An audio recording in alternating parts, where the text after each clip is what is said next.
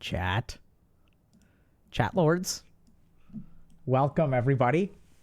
Welcome to another Healthy Gamer GG stream. My name is Alok Kanoja. Just a reminder that although I am a medical doctor, nothing we discuss on stream today is intended to be taken as medical advice.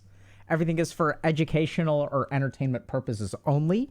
So if y'all have a concern or question, please go see a licensed professional. Hello everybody. It has been a long couple of weeks. I have missed y'all. And I see that people are still tipping on our stream, which is great. Thank y'all so much. So welcome to another Healthy Gamer GG stream. We have an awesome interview today with one of the hosts of the Trash Taste podcast, which we're going to hop in just a quick second. And just a quick announcement that we have resource packs that are live for y'all. So this was something that we actually launched back in May. These are curated lists of YouTube videos that tackle particular problems. So at this point, we've got over 800 uploads on our channel. There's a lot of good stuff in there.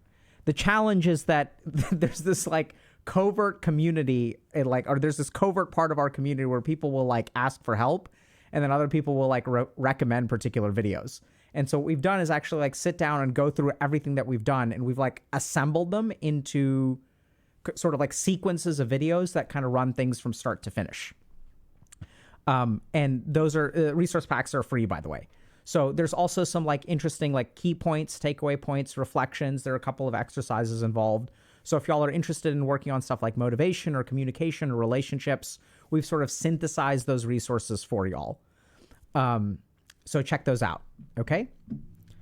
So let us hop in actually, because I think our guest is on a timeline. So give me a second.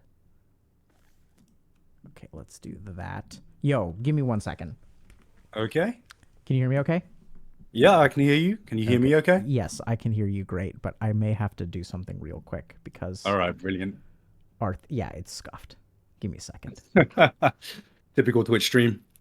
Typical. For us anyway. Yeah. I don't know about you, but... I'm sure y'all are... There we go. Got it. Okay. Hello, my friend. Hi, how you doing? I'm doing well. How are you? I'm doing good. Thank you so much for this opportunity, by the way.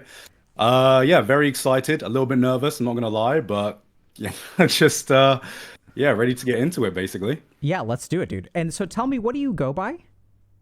My username is Gigguk, but you can call me Garnt, which is my real name. Gaunt or Grant? Grant. Garnt. So it's like Grant, but with the R and the A swapped over, if that makes sense. Okay, interesting. What's the origin of that name? It's Thai. So that's, I'm from Thailand, or at least my parents are from Thailand, but I grew up in England. But yeah, that's my Thai name, and everyone, it's a meme, but everyone always confuses it for Grant, which I'm very, very used to. Okay. Yeah, so I'm happy to call you Garnt. Garnt. Yeah, Garnt. Garnt. Okay. And so you're one of the hosts of Trash Taste. Yes, that's right. Can you tell us about that? Yeah, so basically a bunch of us, I guess I should start right at the beginning. So first and foremost, I guess I'm an anime YouTuber. I have been doing YouTube since about 2007. And that was mostly talking about anime and reviewing anime.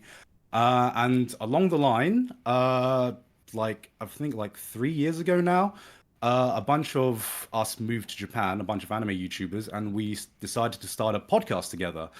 And we kind of marketed it as an anime podcast, and then we immediately threw an Uno reverse card and was like, actually, we're going to talk about everything but anime a lot of the times. So it kind of just blew up from there. I think we were very lucky. I still don't know what the secret formula is, but a lot of people have known us for Trash Taste, and I'm very thankful for that. Okay, awesome. So y'all moved to Japan? Yes, we moved to Japan. We basically got a opportunity from a Japanese company, since we all worked doing anime content on YouTube anyway, and they were like, hey, do you want to make content in Japan where anime comes from? So that would make things a little bit easier. And we'd all been friends for a few years, and the idea of a podcast had been floated around. But we wanted to do the podcast in person. That was like our big thing. Hmm. And we all lived in different places in the world. So as soon as we moved to Japan, that was like, okay, I guess it's time to start the podcast. Like any weeb's dream. Yeah, I do. I do get that a lot. And sometimes I look back at myself and I'm like, damn, I never thought I would be in this position when I started my YouTube channel to like, it was like kind of like the weeb cringe dream to like move to Japan and just make content about anime and work with anime companies. But I'm very thankful to be able to do that. Yeah, that's awesome, man. Yeah. And is there something in particular you wanted to talk about today, or?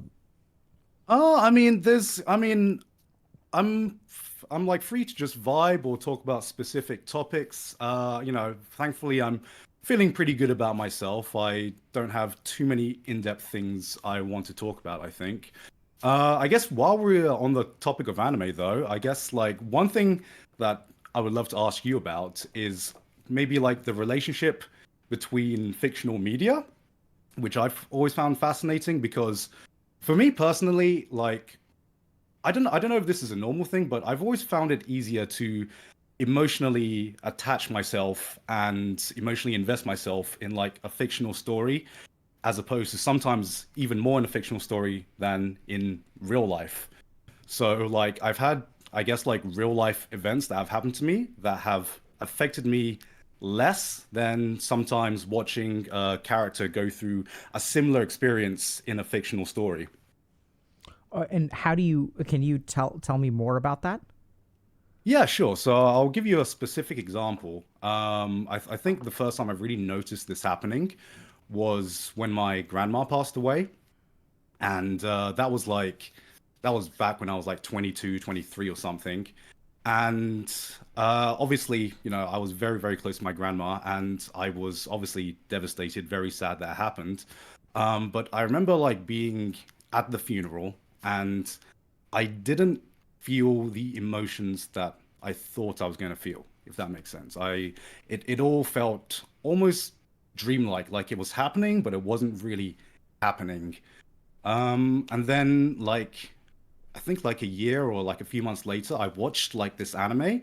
It's an anime called Summer Wars, and part of the a big aspect of Summer Wars is there is this grandma there, and they have a very similar family dynamic to the family dynamic I had. And seeing like this is a slight spoiler, but a similar thing happened to the grandma in the story. And when that happened, it like all the emotions I guess I thought I would feel at my grandma's funeral kind of just like hit me all at once. And that's when I like truly got emotional. And I guess I just like wasn't expecting that. What kind of emotions did you experience watching the anime? I mean, I cried. That was a big thing that I thought that was a big thing I thought would happen uh at the funeral at an event like that, but it didn't like the emotions like the grief and crying and just feeling sad and thankful and all the emotions that I guess I cognitively registered, but I didn't like emotionally it didn't emotionally hit me until I saw something like that in a fictional piece of work. And I guess yeah, it's kind of like a running trend where I think that's why I love anime so much. I love movies, I love all sorts of media because I can connect with it emotionally much easier as long as it's almost as if there's like not as big of a barrier there for me to like emotionally put myself into it. Absolutely. So it's a fascinating topic, man. Mm, Like there's so much going on. But can I ask just one or two quick questions before I kind sure. of? So do you think that the experience you had watching the anime related to the fact that you lost your grandmother, or do you think Yeah. it? Because like you can have all kinds of emotional experiences watching anime. Like, do you think Yes. that you basically like? I'm getting this kind of implication that there was a lot of dormant emotion that then like opened up through anime. Yeah, yeah. I think there were a lot of dormant emotions that I didn't know how to like bring to the surface, or at least it just didn't come natural. Where when I watched the anime, it just feels more natural to bring these emotions up to the surface. Whereas in daily life, in real life, there might be like a few barriers there, and I'm not sure where that comes from or where that came from, but yeah, I find it interesting myself, and I'm not sure if there's a lot of people like me out there, but it's something that I experience at least. Absolutely. So how long of a answer do you want? As long as you want to give, I'm very fascinated and very curious about it. So I'm kind of curious. Would you say that this happened? Do you think there's a gender specificity here that the emotional numbness in real life and emotional access in anime, based on your experience, do you think there's a gender component to that, or is that basically the same between all genders? I mean, I can only speak from my own experience, but I do think, at least with my gender and my culture, I grew up in, I guess, like a traditional Thai family, and the man had to be seen as like, I guess, not like the strong part of the family, not showing too much emotions. And I guess that might be part of the reason why it was easier for me to show emotions when I'm watching something fictional as opposed to when there's a real life event happening. Okay. And when you kind of go through your life, what is your, like, I know this is kind of a weird question, but like what is your like emotional experience like on a day-to-day basis? What is my emotional experience like? Well, I'm always on a journey of self-improvement, so I always try to like I think it's a very important thing to be aware of yourself and, take a step back sometimes and think, is there a better way I can approach this? So, in more recent years, I've been trying to let those emotions flow more freely in day-to-day life instead of just in like a safe environment of a fictional world. But right now, I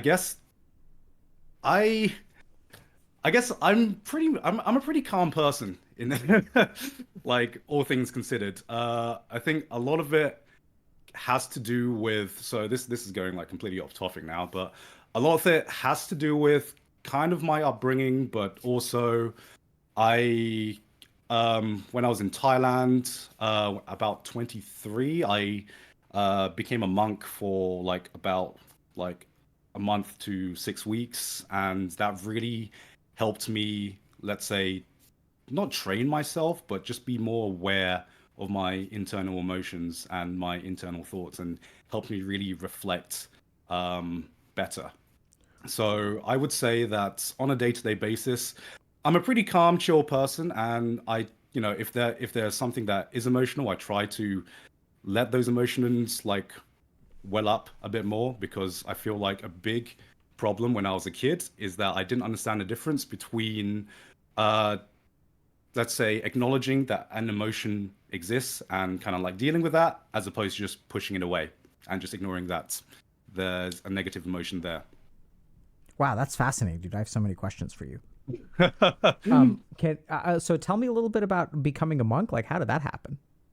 Oh yeah, sure. I mean, it's like whenever I say I became a monk, it's like, to me it's a pretty normal thing, because in Thailand, like Buddhism like is fucking massive there, and so a lot of people there are Buddhists, and when we are brought up, so I was brought up in a Buddhist family, so it's normal for the child to become a monk at least twice in their lives.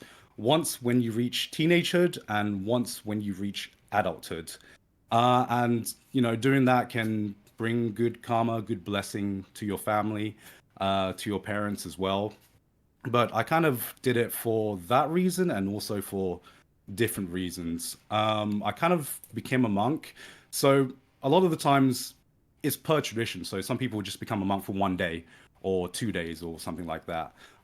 So in this instance, I decided to become a monk for a pretty long time. It was a month to a 6 week period. I can't remember exactly how long. It's been a very, very long time. And I decided to do it in a point of my life where I felt a little bit lost, and I felt like I needed time to really find out what I truly believed. Because actually, similar to the grandma event, like I had a point where I realized in my early 20s that I didn't know where my beliefs came from. Do I really believe these things because of my own experiences and my own thoughts, or do I believe these things because someone instilled them to me, because my parents taught me that way, or because my culture taught me that way? And so I kind of realized that, fuck, I don't actually know what I believe, what my view on life is. And I kind of needed some time to just reset everything, and get some time to really develop a good foundations within my own beliefs. And being a monk really truly helped that. It made me more confident in myself, and yeah, it was kind of like life changing for me. Can you help me understand what you kind of learned or discovered or how you got centered from that experience?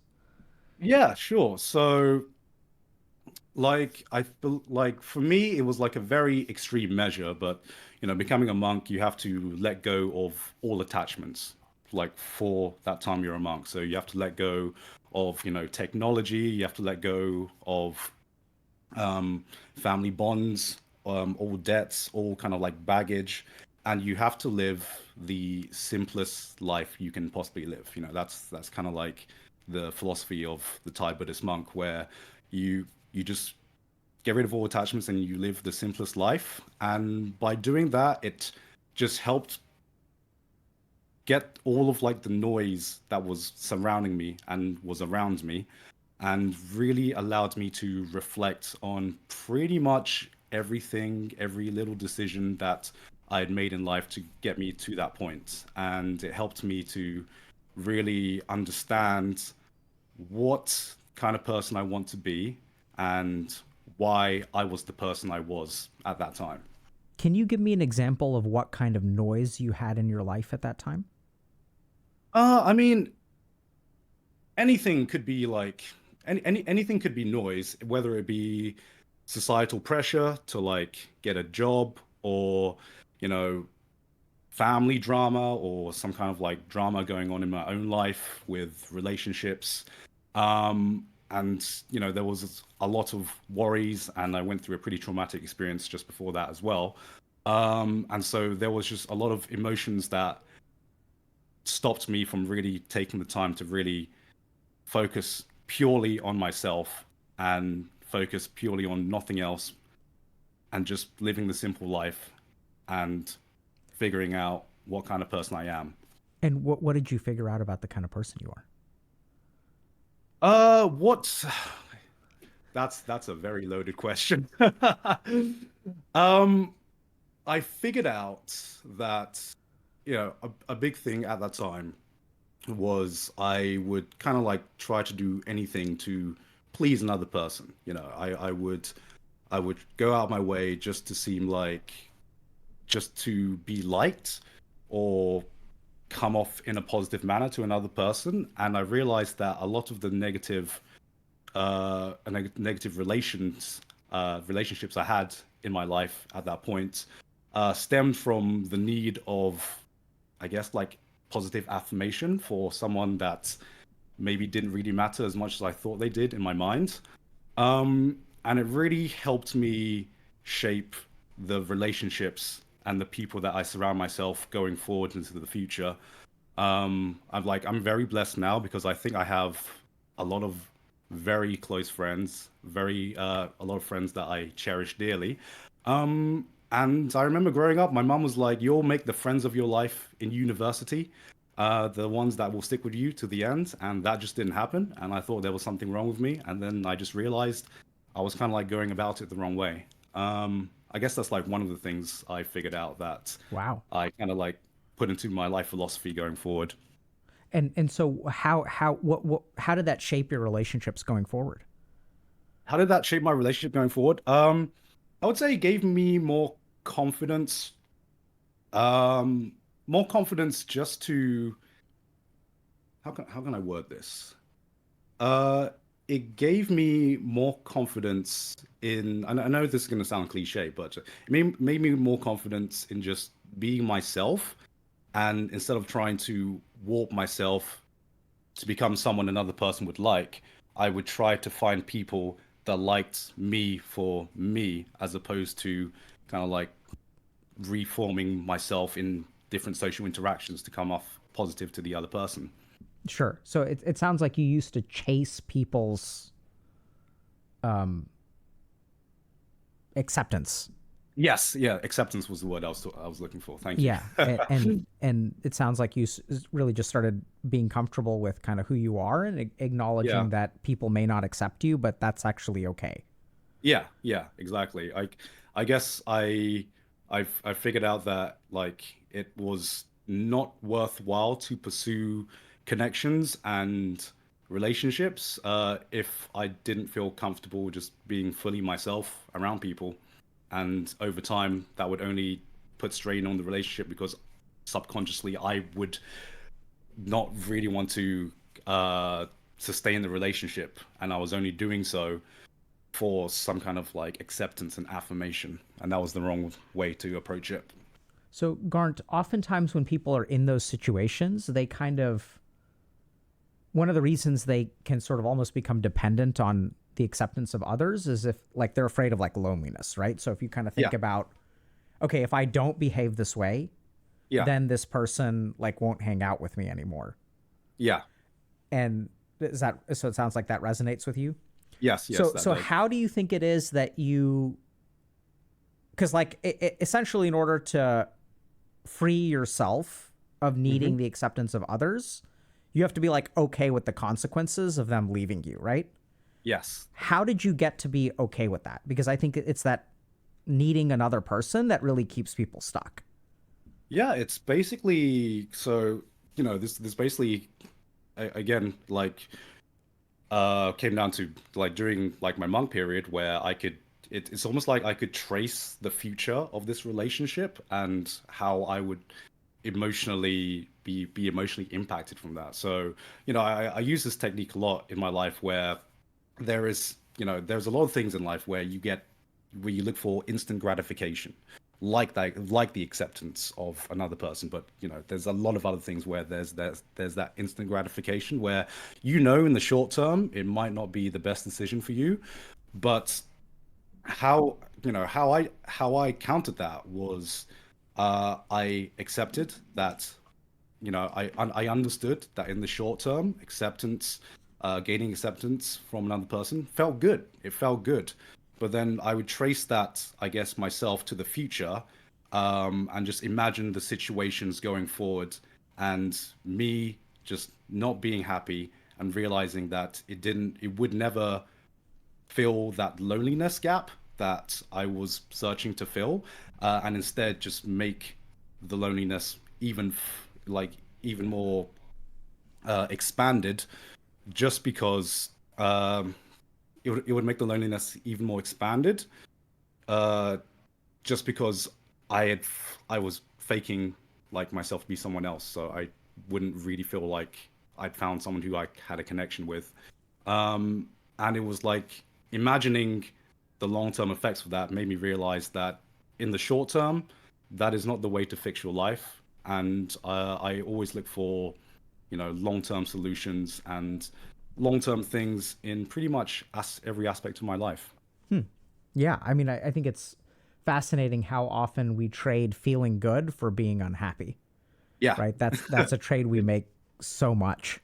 yeah, And oftentimes I think it's just really hard to kind of play that tape through to the end and really realize that in a paradoxical way, when I look for someone's acceptance hmm, and they accept me and I feel good, it's weird because we don't think about that as like the coin that yeah, we pay for that as our own unhappiness. yeah, And it's really challenging. yeah, But because we tend to think that feeling good and accepting the acceptance of others will make us happy, where I think what you sort of said, it makes a lot of sense, where what it really does to you is makes you more alone because yeah, then you're not being accepted for who you are.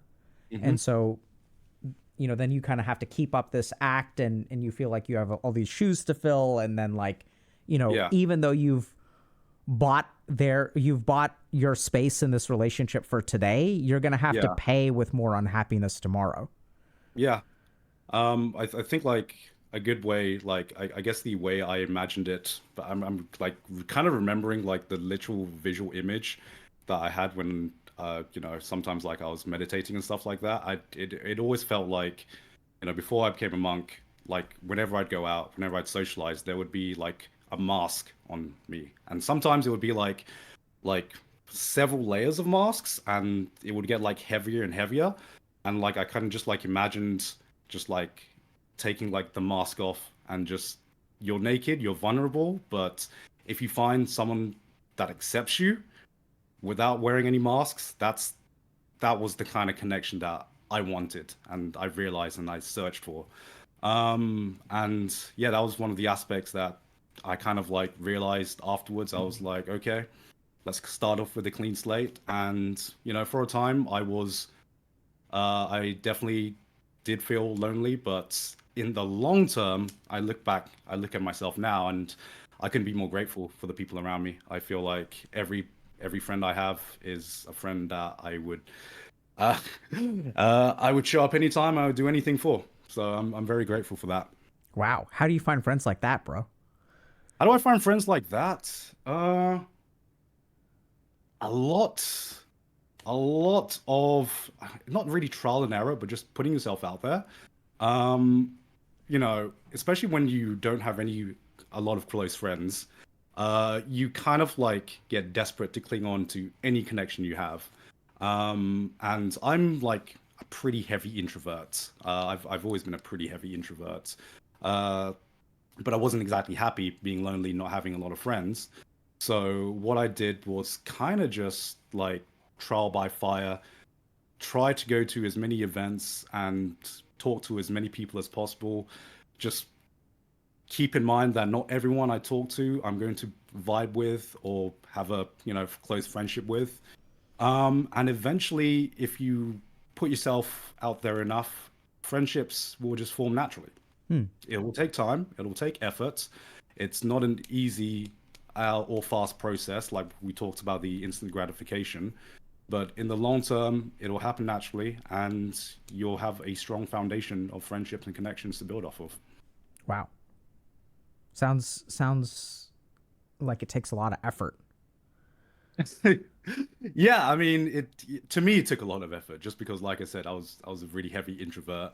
I remember growing up, I basically never went out and kind of like never socialized, never went out to socialize with other people. I just kind of made the assumption that people will come to me eventually in life, and the realization that that just doesn't happen, and I Hmm. have to make an active effort to pursue uh, pursue this, uh, pursue relationships, pursue friendships, was like a big switch for me. So, going back to kind of your original question, you said you were asking about like emotional connection to anime. Why do you think it's easier for you to emotionally connect to anime? Mm, I think just because to me it feels like a safe space. To me, when you're watching a fictional piece of work, because it's fictional, it feels like there won't be any judgments or anything like that, maybe. Like I said, I grew up in a culture where showing emotions was like not like kind of like frowned upon, maybe not frowned upon, but definitely not openly accepted as much as it is today. So I guess like fiction and anime in particular just became like my safe haven, just to be like, hey, this is the place where you can show emotions, you can feel emotions, and you don't have to feel guilty or worry about judgment from it Why not? What makes that safe?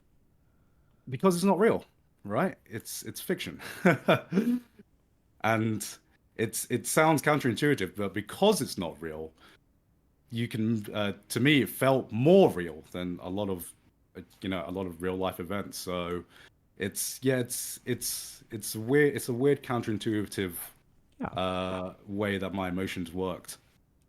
I think I think that makes a lot of sense. Can I one thing, Garnt, you seem to be going in and out of focus a little bit. I'm Oh, not quite sorry. sure why, but Let me now you're mess in with it. focus. Okay, sorry. For some reason, it seems to. No, it's okay. Okay, For some reason, it I'll sometimes keep will an eye on focus it. on the door behind you. But so, kind of Okay. going back to this, what makes it unsafe to feel emotions in the real world? Like, Mm, uh, I guess I had like this subconscious fear of being judged for bearing myself out there. okay, I think that was Yeah, I think that's the big thing, if I had to put it into words. Yeah, so subconscious fear, but it also sounds like conditioning, right? So Yeah, it sounds like and kind of growing like, up you were very actively taught not to express emotion. yeah. Like, do you remember what it was like when you cried growing up? Like, do you remember crying? I'll be honest, I don't remember crying at all before the age of like 20. Obviously, like, as a baby and stuff like that, but I genuinely don't remember crying at all. And the first time I remember crying was what I told you about. And I was like, oh, I can actually do it. Okay. Yeah. uh, So yeah. so I mean I think it's fascinating, but first of all, this is a pattern that I see a lot where people feel very emotionally connected to anime. I've Hmm. even worked with some people who I would almost say are like addicted Right. to anime induced emotion, Yeah. where like they feel numb in the rest of their life. And one of the reasons that they kind of get quote unquote addicted to anime is like the time and space where they actually get to feel. They actually like Yeah. feel alive and connected to these like stories and narratives. And I think there's a lot of different pieces to that. The first is that if you look at anime has larger than life emotional evoking experiences, right? So like Right. the colors are super bright, the crying that happens in anime is like really anguished, right? Yeah. And like it's very very, there's music involved, there's like a lot of kind of like building up to stuff. So if you sort of think about the medium itself, it is Hmm. very very high octane emotion. Yeah. So I think that there's a group of people out there who are kind of emotionally expressed. The reason that I asked you about a gender component is because there's good evidence that especially men Hmm. are emotionally like conditioned to be numb. So Right. there's something called normative male alexithymia. So alexithymia is essentially like emotional color blindness. Yeah. So, and this is true of a lot of women too. A lot of women can be alexithymic, but I think from a cultural perspective, men are more often taught to be like emotionally suppressed. Yeah. And so when I you would agree with have that. in a certain amount of suppression, right? Your grandmother passed away, and you almost described like a kind of like a depersonalizing experience, which is Hmm. actually a trauma response of like it kind of feels like a dream, like you feel really numb. So Yeah. what's going on in your brain when you feel numb? Your brain is actually actively suppressing all emotions. So there's Right. some like circuit on high that is saying no, no, no, no, no, no emotions. Right. And because you've been conditioned to, you shouldn't cry and all this other kind of stuff. And so then what happens is you've got these like emotionally numb men, it could be women too, anyone who's Hmm. kind of alexithymic, who then has this medium which gives you, like you said, kind of a safe space, right? So first of all, when you were crying, like were you by yourself? Yeah, I was by myself. Right? So that's like the first thing is why does anime make it safe for us to feel emotion? My money would be that if you were like at an anime convention and watching the same thing with like hundreds of people, there would be a lot more emotional suppression going on. Yeah. And so the safety of it is that you can have this emotional experience kind of like on your own with no one watching. I think it's very very emotionally evoking. So Hmm. your brain is toning down all the emotion, and the anime on the flip side is like ramping it up a lot, which is why I think a lot of people will get emotional release through anime, because you need that almost that like high octane kind of emotional like Yeah. climax or catharsis or whatever to really feel. And then I Yeah. think there's another component, which is just that human beings, a lot of the emotions that we experience are through like narrative. And for the same reason that we have for thousands of years, human beings have been telling stories, right? And like, what's the reason for that? It's because those stories like will connect with us on an emotional level. Whether this is Right. kind of like, and anime is full of this stuff, right? All these archetypes and tropes, like hero's journey, and I mean, you've got a lot of that shit in your life, where, like, Yeah. going monk mode and discovering yourself, and then like this kind of weird like redemption arc where you were inducted to some secret kenjutsu or whatever, like when you were a Yeah. monk, and then you lived the anime dream, right? Someone could make an anime about your Oh. life. Oh, no, no, no, no. You moved to It is Japan. not that interesting. I see you've got a ring on your finger, so I'm curious if you found a relationship that is romantic and Oh fulfilling. yes. I got married last year. And Yeah, I mean, a lot of what I'm talking about now, I am so like I couldn't have found a more perfect partner in the world. And I believe a big part of it is something important to me in a relationship is balance and teaching teaching each other something and balancing each other out. So my partner is like maybe on the surface, like pretty much the complete opposite of me. She she's someone who is not afraid to let her emotions well up and kind of like is not afraid to go with her gut feeling a lot of times and gut instincts. And I was always been someone who's been very calm and very calculated. But she's taught me so much about managing emotions, letting it be okay to show emotions, to get emotions out. I mean, the first time I ever cried in front of someone else was I think in front of her. It's interesting you mentioned that before, just because I remember so many instances in public where something emotional would happen and like my eyes would start watering up, and it would get to a point, and I would get emotional, and then suddenly it's like just on the cusp of crying, something would like flick in my brain, and then my body would just be like, nope, this isn't happening now, and I'm like, okay, well, I guess I'm like reset back to zero now. Yeah. So if you kind of look at that, right? So what's happening is you're getting some kind of like, probably I would say cortical response. Yeah, Maybe not cortical actually, but you're getting some kind of response that shuts down the emotion. And yeah, I don't know if this kind of makes sense, but the more the more the greater the flood of tears that is imminent, the stronger that response has to be, which yeah. is paradoxically why, like at funerals, right? So like there's a huge flood of tears coming, and so you're gonna even like disconnect even harder to the point Hmm. where you're even in kind of this dreamlike state. And then I think Yeah, what happens is all those tears are stored up, and then when yeah. you watch an anime, you're kind of like there's so much emotion packed in there that it just opens the floodgates. Because then the other thing is you're by yourself. I think that's like we were talking about Yeah. this. What's safe about it? What's safe about it is if you sort of think about it, having most emotionally connective experiences Yeah. require other human beings. But the Yeah. whole point is that if you're like emotionally, if you're like an emotional fortress and you don't Hmm. want to be vulnerable and you want to be protected, like you can't, it's hard to evoke that emotion. And that's where I think anime comes in because there's a Yeah. bunch of emotion and you can kind of do it in the safety of your own home.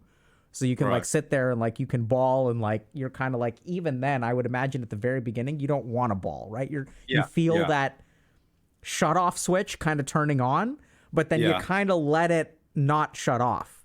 You Yeah. kind of hold it at bay and then it starts coming out and it starts to feel really good. And then you check the door to make sure no one's going to like walk in on you. And, Yeah. you know, And I remember like kind of realizing like later in life, I think like how important that is for me because by having like this emotional shut off, I think I went through a lot of my life where I just felt disconnected.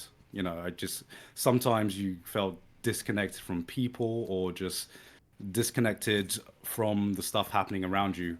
And I feel like being more emotionally aware has helped me really become a better person. If like, I feel like I've become a much better person, a much more balanced person because of it. And yeah, a lot of this has, been my wife kind of like showing me, not really showing me, but helping me to understand that it's okay, uh, and helping me to get comfortable with it. And I couldn't be more grateful for my wife for that.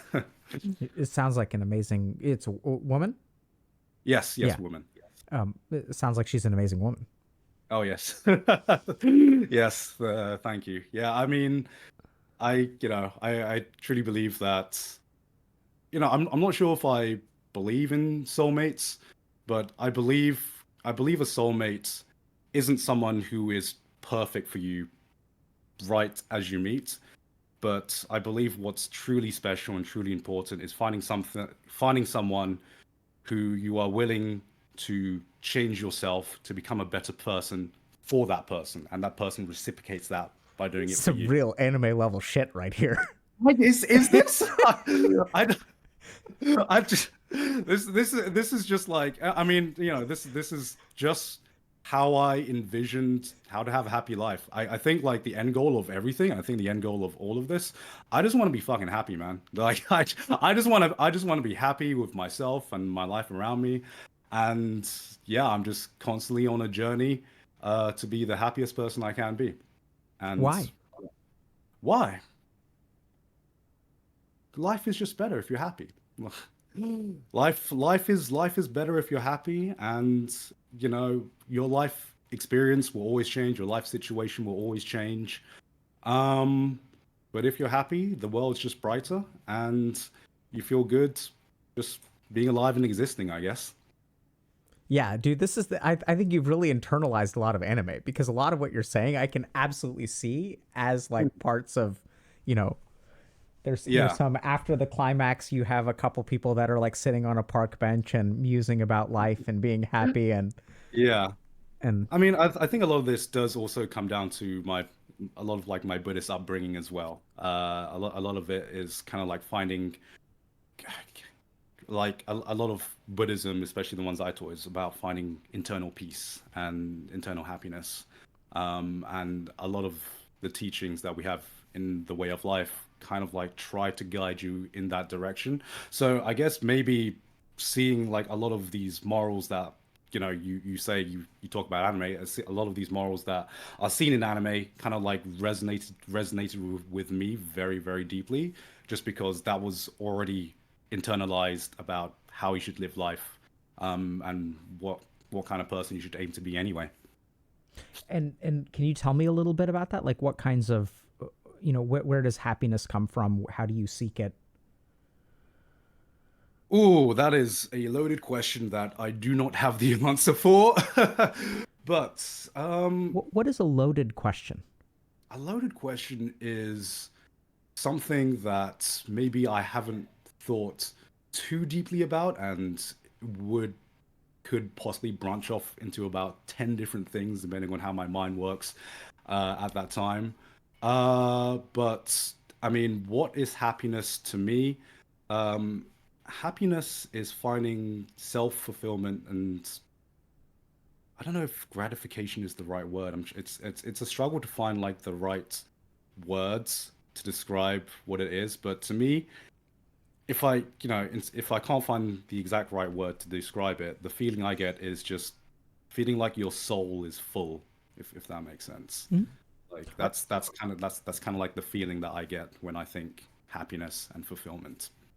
It's interesting. Are you familiar with this term dukkha or I'm not, duk? no. Okay, so I'm not sure what language your Buddhist tradition is in. I imagine Right. it's Thai. Yes, Thai, yes. And so do you is there a word for like the basic, like when the Buddha was talking about like what's suffering, like what word do y'all use for that?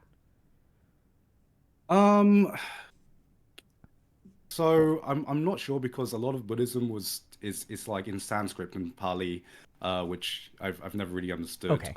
The closest thing to like what I was talking about is like a Thai concept called Jai, which is like the heart. And I think a lot of Thai culture revolves around the concept of Jai. It's like the heart.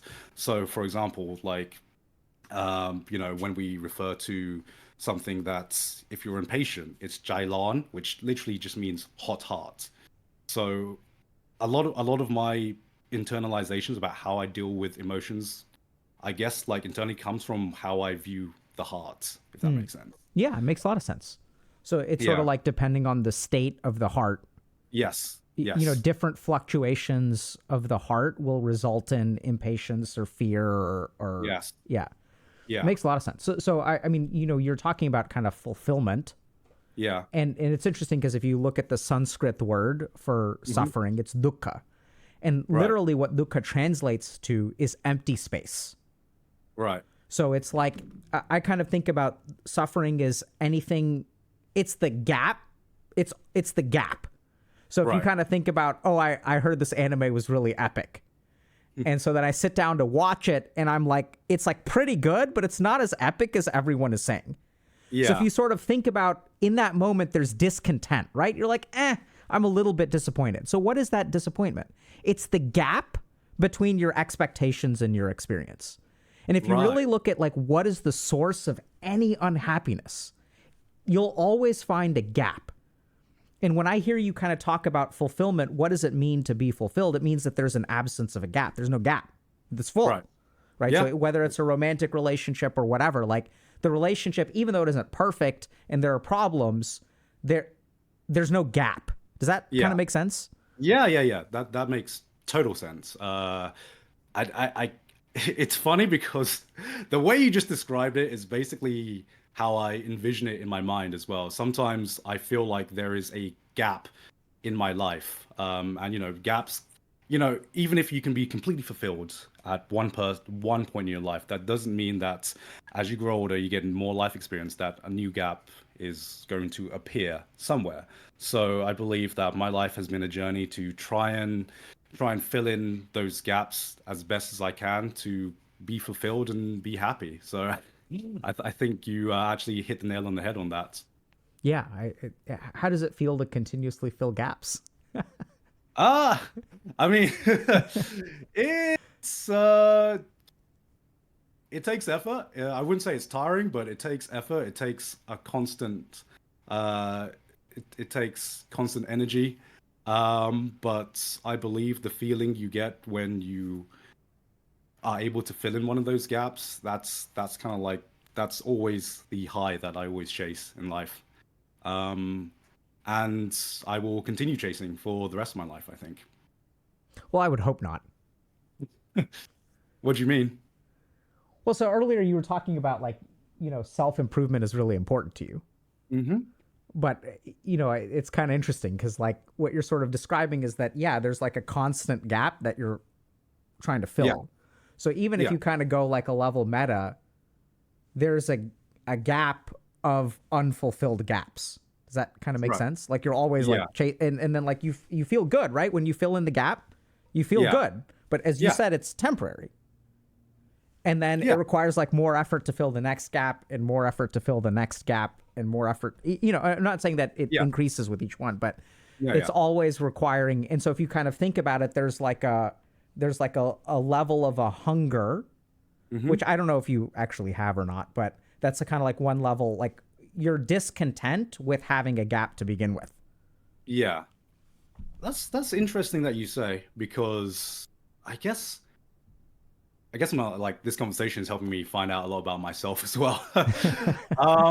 I've sometimes never what we do here. I've never been the type of person who has felt comfortable sitting still.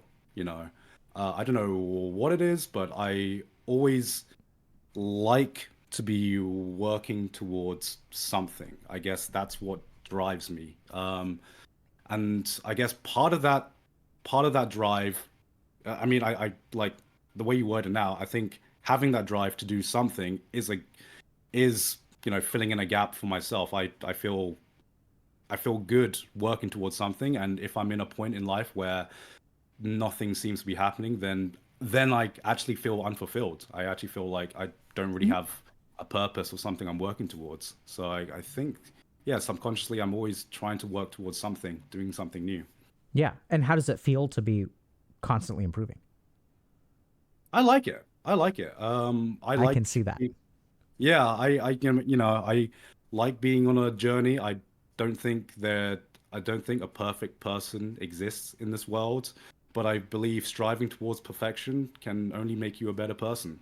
And I'm not saying like perfection, like as a concept that, I have to be the perfect. I'm not like a perfectionist to be like, I have to be the perfect person, and anything less, I am unsatisfied with. But having something you work towards is, to me, something that gives me fulfillment and happiness as well, and purpose in a lot of ways.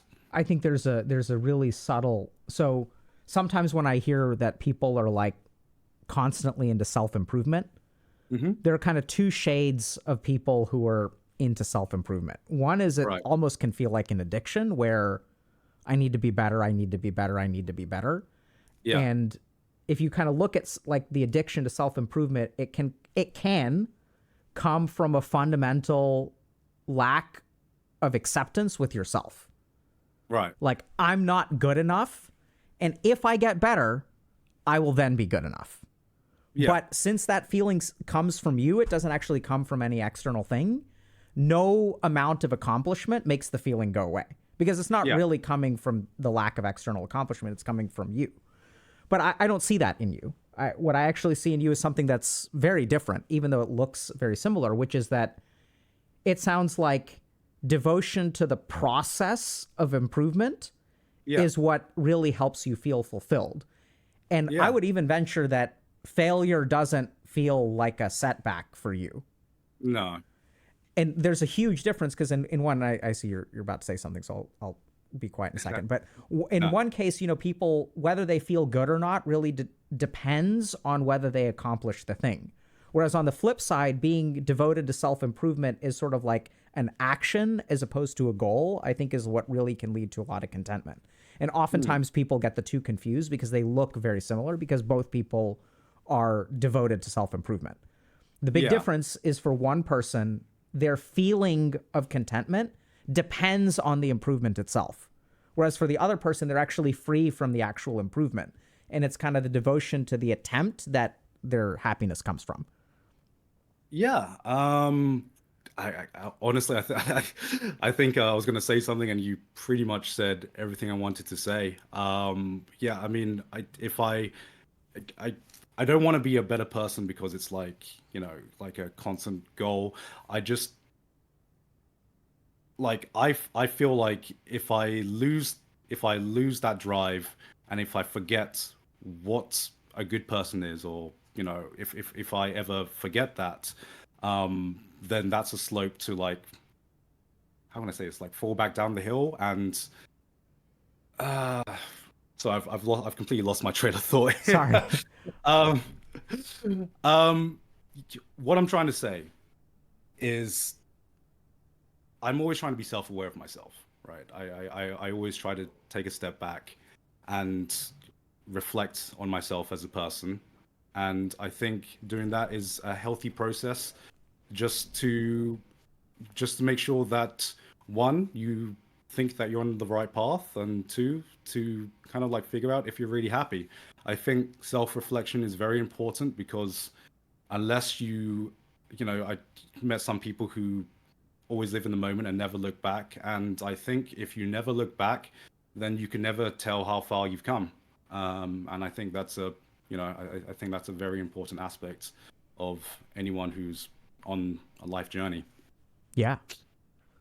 Yeah, dude, they're really heavy anime tropes, bro. Is it? Yeah, it's great. I think this is part of the reason that anime is so resonant with people, right? Because I think it mirrors our experience of life. But I mean, I think you're talking about a journey, and really being able to look back and see how far you've come, and being kind of content with the bumps along the way. Yeah. While we're in this topic, though, I was curious, because I guess, like, while we're talking on the topic of, like, holes in your life and things that maybe you're not, like, completely fulfilled with, one thing I've always battled with is the concept of, like, a home, right? Because, as someone who has Thai parents, born and raised in England, like, throughout a lot of my life, I've always had a lot of people talk about, going home, or this place feels like home. And I guess, like, I'm reaching the point now in my life where I'm just like, I should probably try to think about settling down somewhere, because I've lived in England, I've lived in, like, Japan, Thailand, China for a bit as well. And I think a lot of that was subconsciously me trying to find a place that I felt like I belonged. Because it's like weird, because it's not like I don't, like, I'm uncomfortable in somewhere like England or Thailand, for example. But for example, when I go back to Thailand, I love it. It feels like I have family there. It feels so good. I almost feel at home, but I feel like, because I grew up abroad, like, when I speak Thai, I have, like, a slight British accent when I speak Thai, so people can tell I grew up abroad. I will never fully be viewed as like someone Thai. And growing up in England as well, I grew up in Brighton, which is now a very progressive city. But when I was growing up, there weren't very many many Asian immigrant kids surrounding me. So I definitely felt out of place in England as well. And I think subconsciously I've always been searching for a place where I felt comfortable. But still to this day, I'm still trying to find a place where I can truly call my home, and I will be happy settling down at. Sorry. Is there a question there? Yeah.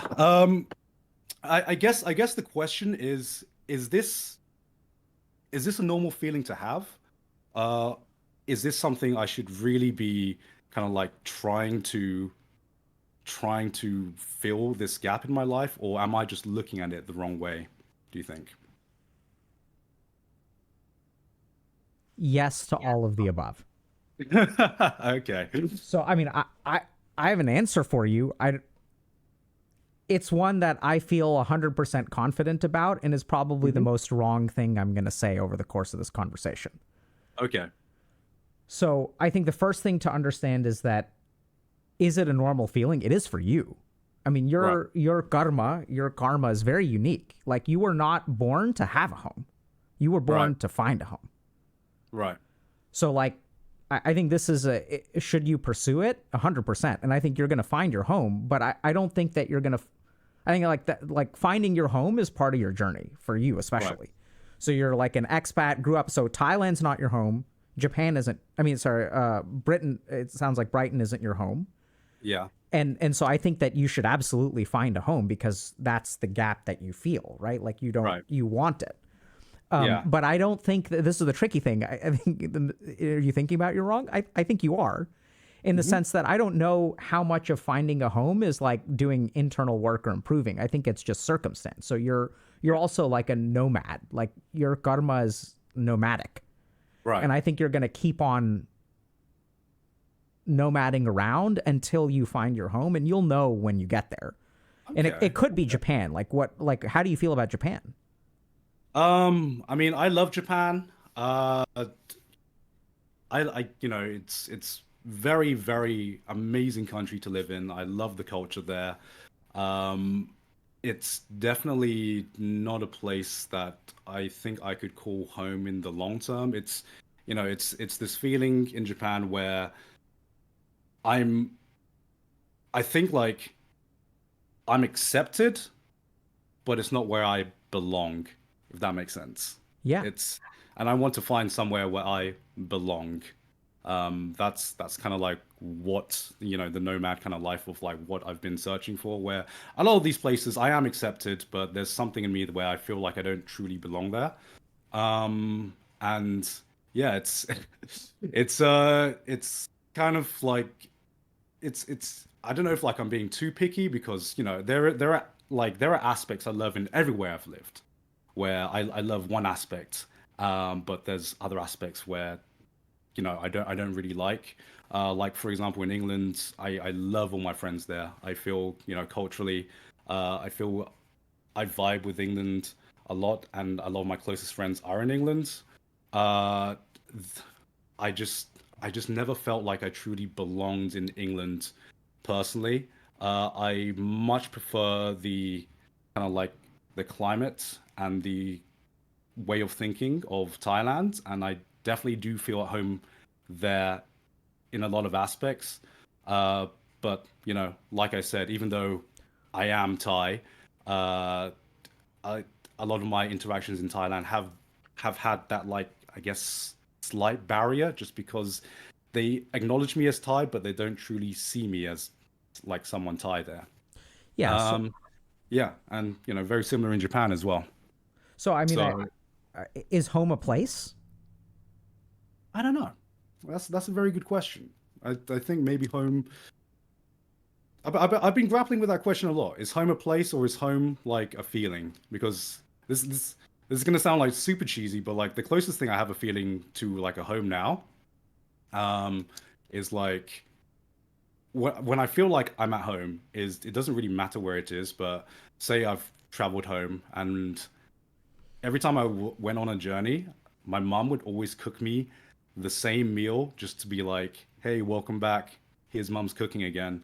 And like the feeling I get was just like every time I take like that first bite, or like I smell her cooking when she's just like, when I open the door and I come home for the first time, I see family for the first time in years or months or years sometimes. That's like the feeling I get when I truly realize, oh, okay, I'm home now. This is a good feeling. And I guess, yeah, that's kind of like the feeling I am searching for, that, is not, let's say, that is more internal and not dependent on, seeing family and things like that. Does that make sense? Or Yeah. But I'm confused. You're saying it doesn't depend on seeing family? Because when you describe home to me, it sounds like you're talking about family. yeah, I guess so. I guess family is a very important thing to me. Um, so I guess family is a massive thing to me in terms of having a home. Could I live with my family? that's No, I know. that's a different question. But yeah, So my Japanese is rusty, but tadaima, right? Tadaima, yes. And so that's what you're looking for. Yeah, yeah, And so I think there are a couple things at play here. The first is that literally it sounds like you're looking for home in the wrong place, in the right. sense that you're looking for it in a place. I don't know that it's in a place, especially when I hear you talk. I mean, it Yeah, sounds like home to you is a particular meal or things like that. And when you say you don't know if you can live with it, you don't even live with your family. Like you've Yeah, got a new one coming, right? So right. you get to craft your own. And I Yeah, suspect that 5 to 10 years from now, like I think you're sort of like I think you're totally fine, but I also think you're kind of like looking in the wrong places where right. you're like, okay, I don't feel at home in Thailand. So that's your answer, right? It doesn't mean that you need to make yourself fit in Thailand, or you need to Right. make yourself fit in Britain, or you need to Yeah, make yourself fit in Japan. If none of those things feel right to you, that's not your home. right. And so what's going to happen over time is you're going to keep looking in different places, and one of two things happens when people don't find a home. They keep Right. looking everywhere until they find their home, which sometimes happens, like place number 3, place number 4. You look like you're about to Right. say something. Go for it. I won't Oh, no, stop no, you. no. I was just burping. Okay. Sorry. Um, and and so either you'll find it, like maybe it'll be the States or some other location or whatever. And then the Right. other option is that what's going to happen is you're going to like be looking for it, looking for it, looking for it. You're going to do your podcast, whatever. You're going to Hmm. come home one day and your wife is going to be there, and y'all are going to hang out or something like that. And then Yeah. it's going to feel like home. But Right. I don't know that you need to go looking for personal improvement, which is, I'm afraid, something that you may be doing. Like, oh, like I need to like allow this to be my home, right? Like I need to like become a Right. better Right. human Right. being and accept. No, like that's no. So, And then it's not a place and it's not personal improvement. It's something that you're gonna grow into. Like I don't know right. if you're thinking about having kids, but if you like have kids and stuff, like Yeah. you I you kind mean, of work your way into home. I think a lot of the reason a lot of these questions has been cropping up is because I didn't really put much thought into it. And then, I'm 33 now, and the idea of kids is something that, we've definitely been playing around with. Not too soon, but something that we have been aware of. And that's kind of like, I guess, where a lot of this like anxiety comes from, to be like, oh shit, like I need to like, it's fine living the nomad life now when I'm a YouTuber and I have all this freedom and stuff. But when I have responsibilities, when I have a kid, I'm like, okay, I want a stable life for my kid. Uh, so it's kind of like trying to find that balance that I would be happy raising a family in. Yeah, so I think my experience, and I've worked with a lot of people who have kids. I don't know how else to say Right. that. But I think that a lot of times before you have kids and before you have a home, you're like looking for stuff, but it's kind of, you're trying to figure this out with like a Hmm. blindfold. Like I think a big experience of life is that your kids will carve out the home for you. So like a lot of times, especially when it comes to kids, like we think that we have to set everything up before the kid comes along, but I mean Right. the kid is going to screw everything up anyway. Like there's just Yeah. no way that you can adequately prepare to be a parent. You just can't do it. Right. In my opinion anyway. But the good news is that you don't have to. And Right. that like I have a feeling, hopefully, that you'll carve out your home. It's not something that you're going to find preformed. Not you, unfortunately. Yeah. Your family it's not your existing family. You're going to carve out this new family. You're going to carve out, if you decide to have kids, it'll be a place. It'll start to grow on you over time, and you'll settle down. You'll have roots. Because right now, what I'm hearing is that you're looking for a perfect place. Like, oh, this is the problem in Thailand. A home isn't perfect. It's, there's lots of problems with it, as you'll discover. Okay. And then that's just the thing, though, is that it's the place that you accept in spite of its flaws. Whereas a lot of times when we're looking for a home, we're looking for that place that feels right. Okay. And it feels right because you break it in. It's like a pair of shoes. Right. Like you wear them a couple times and then they feel right. Oh, yeah. Thank you very much. I mean, I never expected to talk about any of this coming on, if I'm being honest. This is just something that just kind of came to me as we were talking about Great. all the previous things that we were, mentioning before. I can't remember. Yeah, I can't even remember how this conversation started at the beginning. Well, we started. Yeah, off, I mean, yeah. Go ahead. Sorry. Oh no, I was just curious. I mean, so you would ask me this question about emotions and anime, and I mean, if you've got other questions like that, I'd love to hear them. Yeah, I mean, let me think, because I don't have any concrete questions now, because I tried to think about what I really wanted to talk about on this podcast, or I don't know if this is even a podcast or just us. I don't know either. Shooting the shit. This has evolved into something that I definitely wasn't expecting, but I've been very, very grateful about. Yeah, I mean, right now I'm just happy to be happy in life. We talked about being fulfilled. I honestly took this opportunity I think a big thing is help to understand myself better. I remember you said about before, 3 conversations ago, about guys being conditioned to not show emotions, and something about that really resonated with me, because with this new friend group that I've happily built up over the years. I think we had just a casual hangout 2 years ago, and the topic of therapy just came up.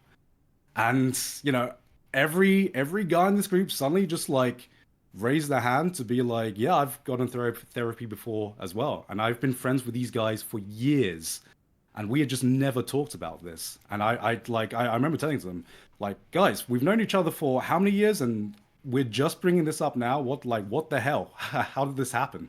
And I'm wondering, do you think it's is it a cultural thing, or is it something that is embedded in all cultures, or is it purely something that's hardwired into us? Or is what is the it?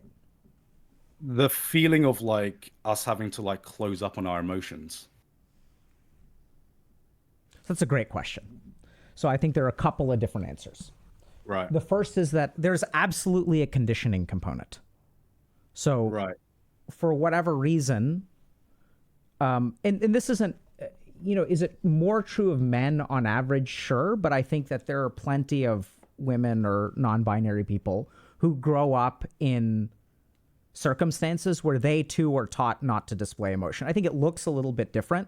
So, for example, a lot of the women that I work with are taught to equally, or they're sort of taught that there's certain safe emotions that you can display, but you fucking better not display any of the unsafe emotions.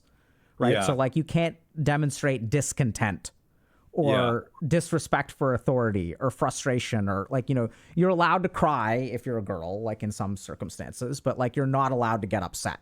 So I see this a lot with women that I work with that are in kind of high powered careers where getting angry is oh, this person is a bitch and all this kind of stuff. So it's slightly different, but there's absolutely a conditioning component.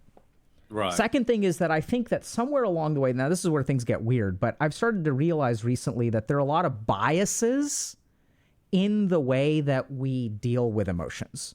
And I think a lot of those biases are really rooted in our... So, for example, a lot of what we talk about in terms of dealing with your emotions is talking about your emotions, right? So there's this assumption that verbalizing emotions is processing them.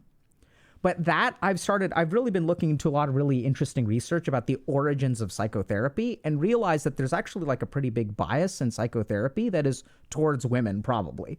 I'm not 100% sure about this, but if you look at studies, for example, like men are reluctant to engage in couples therapy. And why is that? If you ask men, it's because they feel like they're disadvantaged. And so if you kind of talk to them, you're like, well, what do you mean you're disadvantaged? Well, like when I go into therapy, my significant other, assuming a heteronormative kind of perspective, like knows how to talk to the therapist and like articulate their emotions. And I don't know how to do that. So we go into this therapy session. My partner is like talking about their emotions in a way that like the therapist resonates with them. They're like, oh, wow, you're doing really good. Like their partner's doing a good job. And I don't know how to say that. Like, I don't know how to articulate it. And so I kind of feel like I'm at a disadvantage. I feel like the bad guy in therapy because I can't articulate my feelings. And instead, like, you know, does that kind of make sense? So there's lots of research that shows that men feel uncomfortable in therapy. Men are less likely to engage in therapy. And so then the question is why? So it could be because of the way that we're conditioned, but I think a bigger part that we haven't really touched on, which I'm suspecting and some light evidence for, is that if you look at the origins of psychotherapy, they were really, you know, like Freud is like a big part of that. And I think a lot of times when we were developing the field of psychiatry, we were trying to figure out, okay, how do emotions work? And we went and we talked to a lot of humans. And then what happens is based on the humans that we talked to, we determined that, okay, this is how you deal with emotions. The problem is that the humans that we talked to weren't a representative sample. So if you look at the majority of people who engage in psychotherapy, it's actually like 60 to 70% women. Even, I'm not sure about this. I've been trying to find statistics on this, but I think the majority of Freud's clients or patients, I think were women, but I could be wrong about that. And so what happens is when we're originally developing our idea of, okay, how do we deal with emotions? This is the science of dealing with emotions. But there could be some kind of intrinsic bias that men didn't really participate in the early studies. They weren't the majority of patients. So when we concluded this is how you deal with emotions, we were actually looking at a population of 60 to 70% women. Or even if it wasn't 60 to 70% women, the men that we're talking about in like old Austria or wherever Freud was, may have been a subset of men that were responsive to like Freud's methodologies, which were highly verbal in nature. But I think a big part of this is that there's this assumption that articulation or using verbal stuff to manage emotions is how you do it. Whereas I sometimes wonder, having worked with a lot of men and women, whether that's actually how we do it. So with dudes, like we're more physical, right? And that could be conditioning. Who knows? Maybe it's genetic. You know, I recently like took part in something called like an anger ceremony, which is like a bunch of dudes like went out into the wilderness and then like we split up and we walked off into the woods. And then you like scream or you just let your emotions out in privacy. And then you come back and you all cry and you hug it out and you pat each other on the back. And like something about that is very like healing. But that's very different from anything we would imagine in psychotherapy. But I don't know that. So I've started really question, having worked a lot with men, and we're talking about dealing with emotions, not necessarily pathology. So when we come to pathology and mental illness, which there's a whole conversation about, but in that way, psychotherapy may be the most effective evidence-based approach. But I think that there are just some fundamental assumptions that we have in relation to, okay, why are men alexithymic? Well, there just may be like more to it.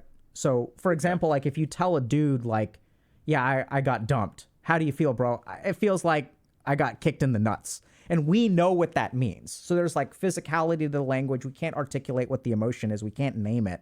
We can't pick it out, but we are able to resonate with each other. So I think there's a lot more complexity to vulnerability and sort of what we share and what we don't share. I'm also not entirely sure. Like, I think it's healthy to share, but I'm not sure that men like need to share, to be blunt. So I kind of hear this from my wife where, you know, I'll catch up with a friend of mine, you know, like that I haven't seen in 4 or 5 years. And she's like, did you talk about their divorce? And I'm like, no, we didn't talk about the divorce. She's like, but you haven't seen him in so long. And like, he got divorced. Like, how could you? And I'm like, no, like we talked about video games because that's what we do. That resonates with me You know, like so we don't much. need to talk. Like I know he's divorced. He knows he's Yeah. divorced. You know, and then like the way that we connect and heal and the way that we bond is by like going back to a time that's happier. And like I'm done. And now being a fucking psychiatrist, I can analyze it and can say like, yeah, I'm like showing him that I still accept him, that nothing has changed. I don't think any less of him, that Yeah. I still think he's a good human being, that I value him the same, that I'm going to be there for him in the way that I was 15 years ago. And this is the way that we do it. Right, right. And that makes a lot of sense. You brought up something that I kind of like want to ask more about. It's what did you call like the anger camp or something? Yeah. A ceremony. The anger ceremony. Because one thing that I've not exactly like struggled with. I think struggle is the wrong word, but I've tried to be aware of is anger and kind of like the management of anger. And I know a lot of people may have issues like managing the anger to the point where get it under control. I don't know if I don't know. I don't even know if this is an issue. I just wanted to ask your insight about it because I don't know if I have like the opposite problem where I so very rarely do get angry, if that makes sense. To the point where sometimes I feel a little like maybe even like alien when something happens and people get angry and like sometimes I get asked, "Aren't you angry? Are you angry?" And I'll be honest and be like, honestly, not really. And sometimes I feel like maybe I maybe I should be more angry than I am, but sometimes it just like doesn't bother me, or at least I just don't get angry. And I don't know if that's a normal thing or if that's even a healthy thing. Maybe like a little anger is good. What do you think? Have you always been not angry?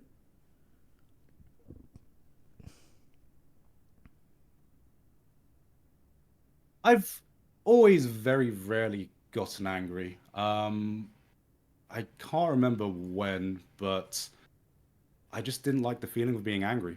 And I think my like I don't know if this is something that happened instantly or something that was like conditioned over time, but I just never liked the feeling of being angry, and I just like something my brain was just like you should not put your energy into like it's not the best to put your energy into that emotion because you don't get anything positive out of that.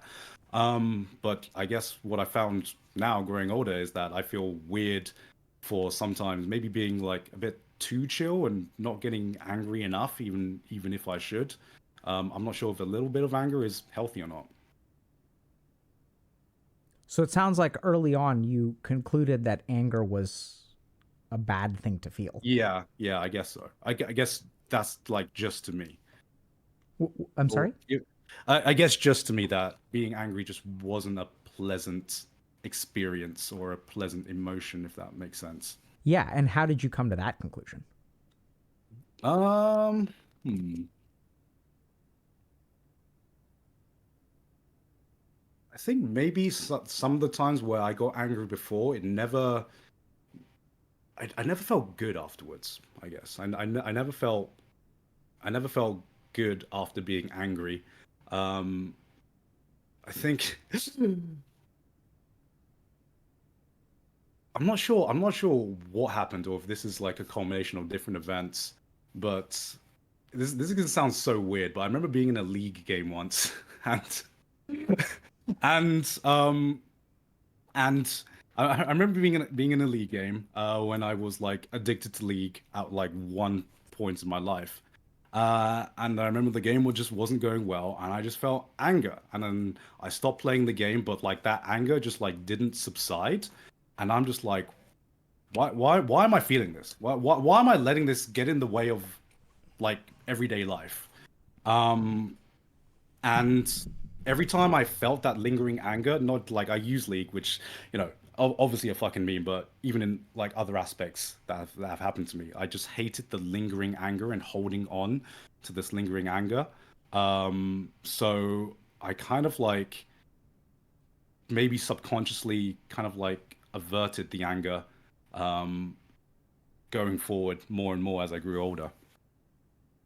Yeah. So is that a problem? Is it a problem? Is like I like is it healthy to have a little bit of anger, to show a little bit of anger, or is this something I need to be aware of? What do you This think?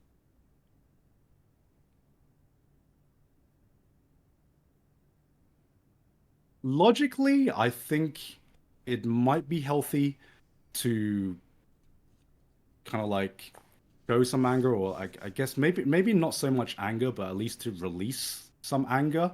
Sure. Um, Like you said, but that's the. So I asked you what you think. You said logically, it sounds like yeah, it's good to show and feel some anger. What about yeah, yeah. what's your what's the other part of your answer? What part of your answer is not logical?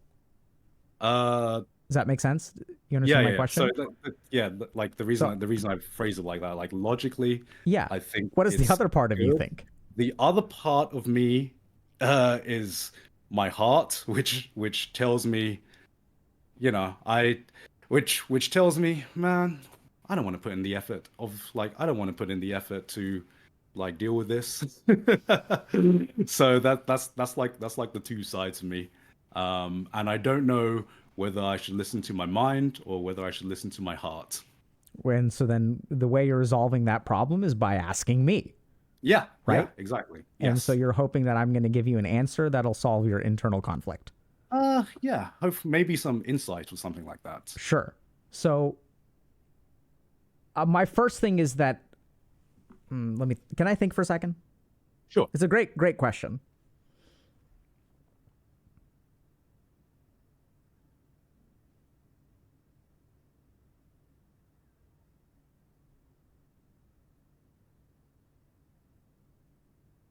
Okay. So you're asking a theoretical question about anger, right? Should Right. I get in touch with my anger? Should I let myself feel it? It sounds Yeah. like there are negative consequences when you've been angry. The whole League of Yeah. Legends thing, it sounds like it hasn't served you well. Yeah. I'd be curious whether your parents punished you for being angry when you were growing up. I think they kind of instilled in me the kind of same philosophy, which is anger is bad. I think a Okay. lot of it comes down to that as well. Yeah. Were either of your parents angry? No, okay, actually, this is okay. Okay, now that we're talking about it, a lot of things are rushing back right now. So the reason I asked this, the real reason, is because even when someone does something wrongfully to me or my family, which has happened in the past, um, I remember like the emotional response wouldn't necessarily be anger. It would just be to kind of like shut down. At least I know that that was like that was my mum's default emotional reaction whenever something's happened to her in the past. And I think I saw that, and I saw how she handled it, and I think I've kind of maybe subconsciously internalized it, and it's kind of like affected me. I don't think it's necessarily a bad thing, except in the case where I do think maybe someone did wrong me or the people around me, and my first internal emotional reaction is not to get angry, but just to like analyze, I guess. And I don't know if that's a healthy thing to do. Sure, you Um, do. You know. do I know? Yeah. Is it a healthy thing to do? I think I think it. Yeah. I th- I genuinely I don't know because it makes me feel like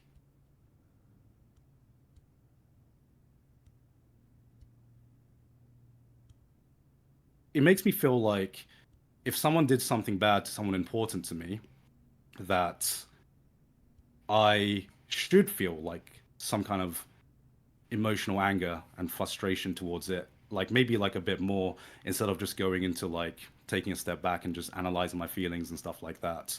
Because I feel like that's part of being human. And yeah, I think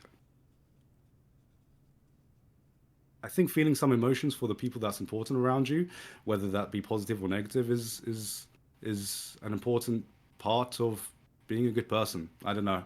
That's the best answer I have. Yeah. So I think you think this is a problem. Right. Does that make Yes. sense? Yeah, yeah. Yeah. So like I could even ask, for example, like were there times in your life where someone did something to you and someone in your family should have been angry with them and they weren't? Yeah. Most definitely, yes. So like Oh no, sorry, not to me, sorry. Someone did someone to my family, and my family, at least my mom, didn't get angry. She had a different emotional response, which was just kind of like shutting down. and Um, how do you feel about that?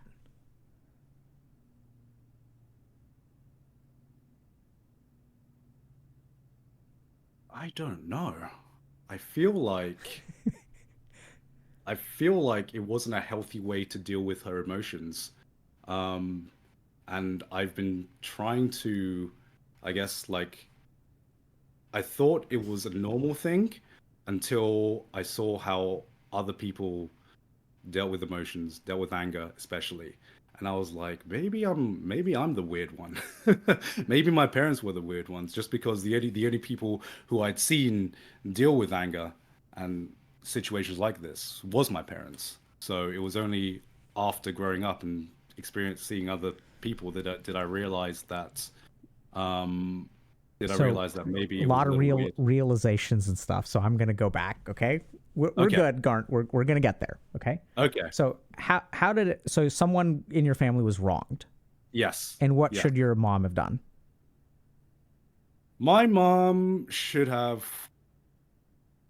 uh, I feel, cut that person out of their lives, or at least make sure that there was some kind of repercussions to what that person did. Sure. Um, and I do very much believe in forgiveness, but I believe that forgiveness has to be earned, and I don't believe like my mom is such a nice soul, such a kind soul, a forgiving soul, which is kind of like the reason why that I think she forgave this person instead of just like trying to like revel in the anger. But to me, I kind of felt like maybe that person didn't do something to earn the forgiveness, and it was my mum, being the bigger person and looking over it. But uh, I do feel like there should have been some kind of like even just emotional repercussions. So how do you feel about that? How do I feel? What is the emotion that someone in this situation, that you watching your mom forgive this fucking person who didn't deserve it? And I like, guess anger. holy shit. I guess anger. Yeah, you think? Yeah. Wow. He, Okay. Here you are asking me, should I feel more anger? And it's like, it's right there. You just don't know what it looks like. Ah, okay. Wow. I feel dumb now. Yeah, yeah, I guess I do hold some anger towards that. And I guess I didn't realize that up until Fe- this very moment. Feeling dumb is anger too, by the way.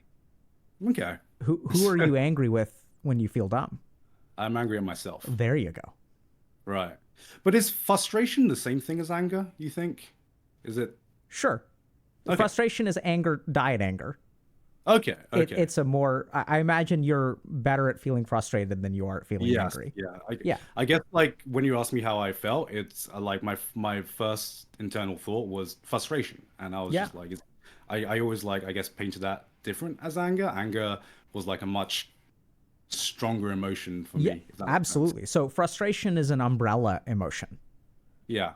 And Okay. even, and especially for men, anger can be an umbrella emotion as well, because for a lot of men, it's the only emotion that we're really allowed or conditioned to express. Like, oh, I'm gonna get pissed, like, you know. Right. And then, like I'm a lot of anime questions too. Like, how do you feel watching these like anime stories of like vengeance and righteousness and like, I'll does be that? honest. I've never really gravitated towards those kinds of stories. I can appreciate it from like to me. There's like two different ways I view media. Right.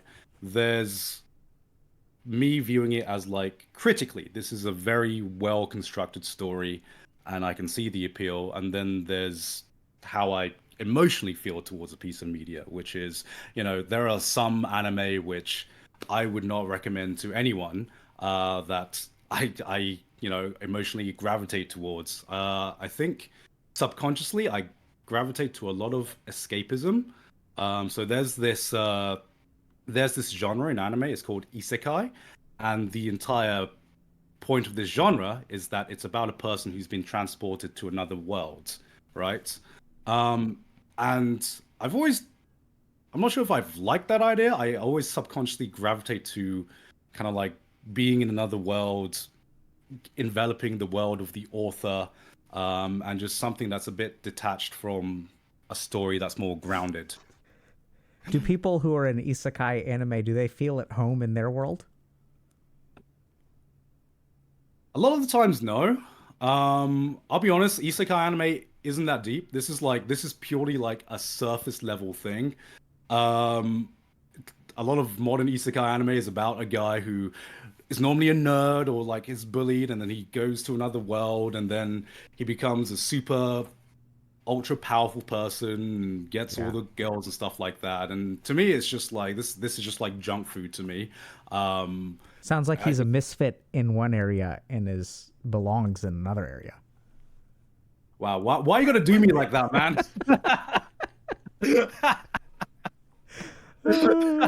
Right? I mean, yeah. I mean, you're completely right. Yeah, you're now you say it like that. You are completely right. Yeah, I guess so. I mean, it's not like not all of the genre is revolving around that. I've always loved, whether being a misfit or not, just like enveloping like a world of fiction. I've always like even not just anime, but like video games as well. That's probably why like JRPGs is like my favorite genre, just because I can just, not exactly be someone else, but just experience something that I wouldn't get to experience in the real world. Yeah, I mean, I think I'm being a slightly facetious here. I'm now curious if we did a study about, because there are studies about video games and personality, and we know that certain kinds of personalities will gravitate towards certain kinds of video games. I'm so curious if you could do a study about what kind of anime people watch and like psychologically what their temperament is or what kind of internal conflicts they have. I'm curious about it. I'm sort of shooting the shit with you, and we can go back to the anger thing. But oh no, I think it's telling. Yeah, I do think that, and this is not that really scientifically radical, but the media that resonates with us for a reason, right? It's because there's something in here that we see out there. Yeah, and we're colorblind in here, but we see it out there, and we're like, this is what I'm feeling. I can relate to this. This is like, this misfit person, and now like they're going to this place and they're being this amazing human being, and your parents pressured you to fucking be an engineer or whatever. And now you've transplanted, literally isekai'd yourself all the way over to fucking Japan, where you have an anime podcast, and you found your people, which are not normal people, by the way, right? Because the isekai world is like a magical world where the normal human beings like don't understand. Yeah. I mean, yeah. Your life is basically an isekai anime. I'm gonna use that quote next time. Right? I mean, misfit to society goes and carves out their place, making a job with a fucking the podcast called Trash Taste. Oh fuck! Well, how normie is that? Right? Not normie at all. Yeah, thank you very much for saying it. Now I get like the Dr. K pass, the Dr. K stamp of approval. I can now use that quote in my life philosophy. That's perfect. Yeah, but going back to the anger thing, right? So, I think there's a reason you bring it up, right? Right. And I think the reason that you bring it up is that I'm guessing that in your journey of self-improvement and self-reflection, you're noticing that there's kind of this blind spot. Yeah. That you're not feeling angry. That maybe you should be feeling a little bit more angry. And I get the sense you're conflicted, because the other thing is that there's a very logical part of you that's also like, feeling angry is bad, is useless. We shouldn't feel this way. It doesn't help us much. we didn't like the way that the anger used to linger with us. So there's like a lot of objective reasons why you don't want to be angry. Yeah. Then there's this whole other shit about your mom is a saint, and you're not allowed to be angry at a saint, right? Yeah. Right. Like what? I'm going to get pissed at someone for taking the high road and offering forgiveness. So there's even this angle of like when you do feel anger, you kind of like don't give yourself license to do it. Right. Right. Yeah, that's a very good way to put it. And so I think there's a lot, and that's very common. So oftentimes when we suppress our anger, like I would guess that when you feel angry, you probably feel guilty with it, which oftentimes, because we're like, why am I angry? I should be better than this. Yeah. There's a lot of shit going on there, which is really common with anger, by the way. So the first is that we learn early on that anger is damaging and doesn't help us. So we start to suppress it. The second is that sometimes when we feel angry, we feel guilty for it because we'll get angry at people who don't deserve anger. So then we'll suppress it even further. And then you'll make these logical arguments about how anger isn't helpful. There'll be some amount of conditioning, and then you end up with this blind spot of anger. Now, the reason it's a problem is because just because you're blind to it doesn't mean that it doesn't exist. And what we tend to see in people who are blind to their anger and don't allow it space is that it like pops up in other areas that are like confusing to other people. So, you know, I have no idea. I'm not saying this is the case, but if we were to ask your wife whether you sometimes get passive aggressive, right? Instead of just getting upset about something, you like make some fucking logical argument that is actually emotionally driven. And then it gets like very problematic because the real problem is not being vocalized or addressed because you don't, you know, you're not allowed to be upset because someone did something that was completely rational. But like, so then what the real challenge with anger is that if you don't really acknowledge it or notice it, it starts to pop up in other ways. Yeah. And then you try to fix those problems, but those aren't actually the problem. Right. The next thing is that if you don't really get in touch with your anger, sometimes people can take advantage of you and you'll become a little bit of a doormat because anger is a emotion that is evolved to protect our territory. That's really what anger is about. Yeah. It's like when someone violates me, like the way that I coordinate my response is anger. So I'm going to cut off ties with them because I'm not going to let them violate me again. Going back to this stuff with your mom, super curious. We're not going to get into it, but if you want to talk to a therapist about it, interesting to explore. When she forgives someone, do they end up hurting additional people? And what's that going to do? That's going to make you even more pissed. Right. Right. And then you get stuck in this kind of thing where every time they forgive, they become more of a saint and you get more pissed. But then like, you're not allowed to be pissed at someone who's like such a saint. Yeah. I think you should get in touch with your anger for what it's worth, but do it in your own time and pace. I mean, you said earlier, if you ask my wife, do I get passive aggressive? I'm not really a passive aggressive person. If something is bothering me, I kind of like I don't really have any problems just not really letting it out, but just having like, I would say more just like addressing it directly, if that makes sense. I don't really raise my voice. I don't really show the outwards emotions of anger, but I just talk.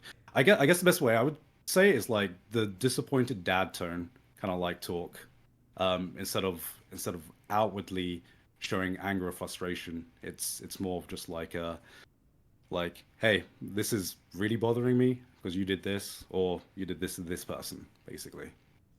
If that makes sense. Yeah, I think it makes a lot of sense. I think disappointed dad is a very common thing for anger to get transmuted into. Right. And okay.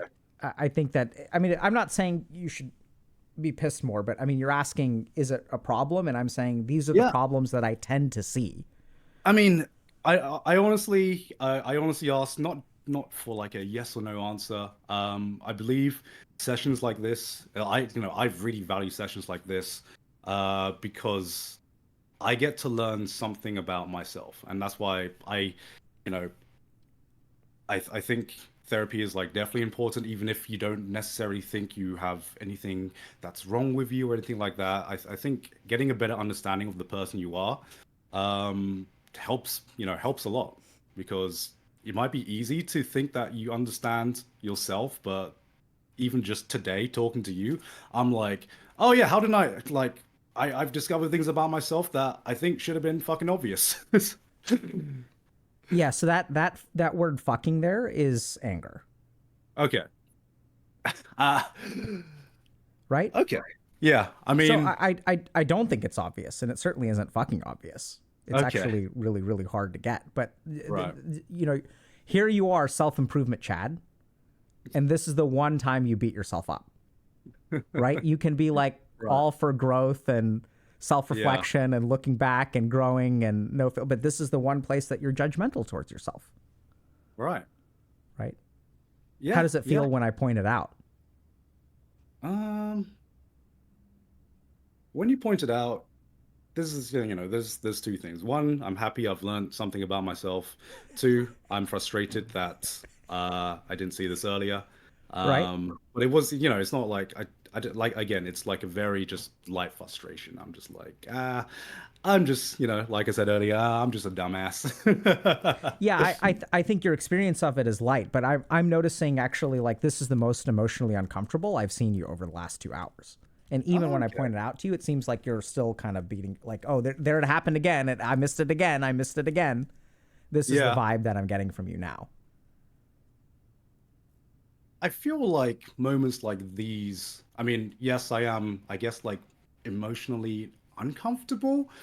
Um, but I feel like it's moments like these that, you know, help me learn and help me, I guess, uh, help me learn and help me understand myself and help me give me more, not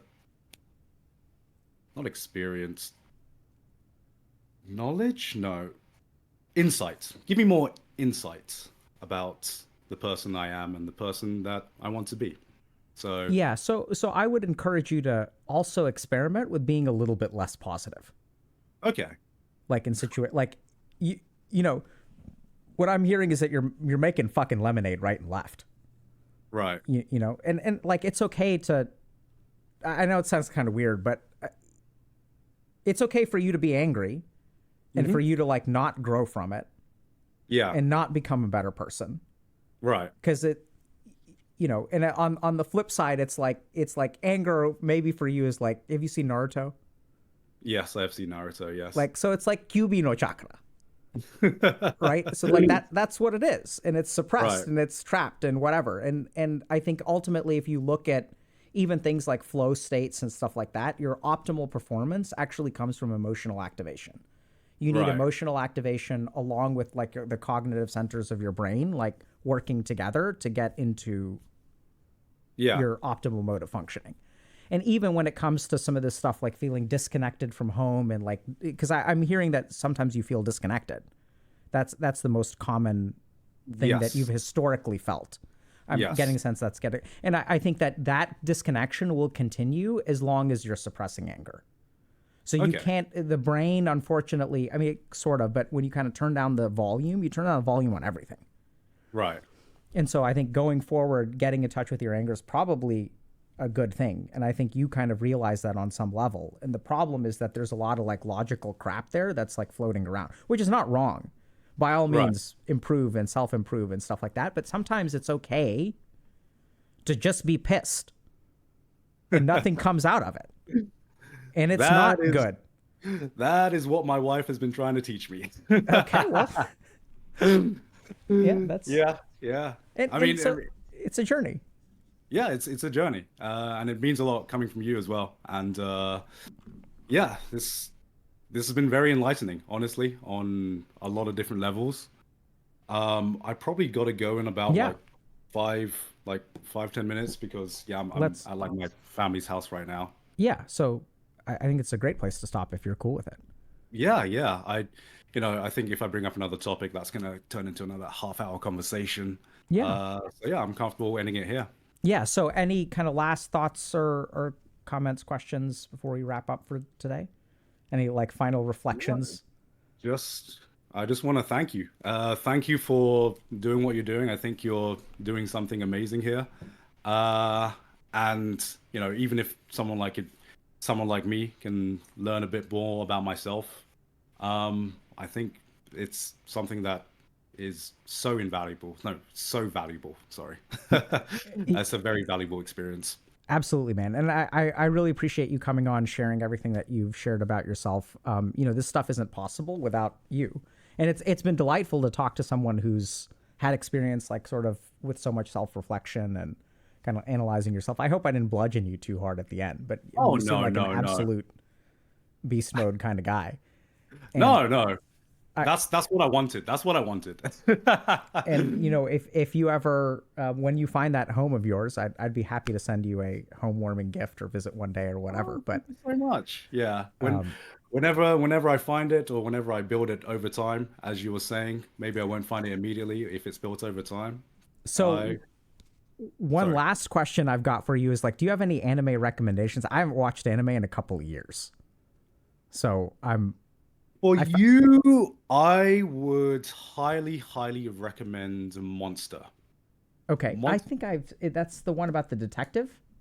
Yeah, it's a detective who is chasing basically a serial killer, and it's one of like I personally one of my favorite anime or manga, and I think it's such an interesting character study on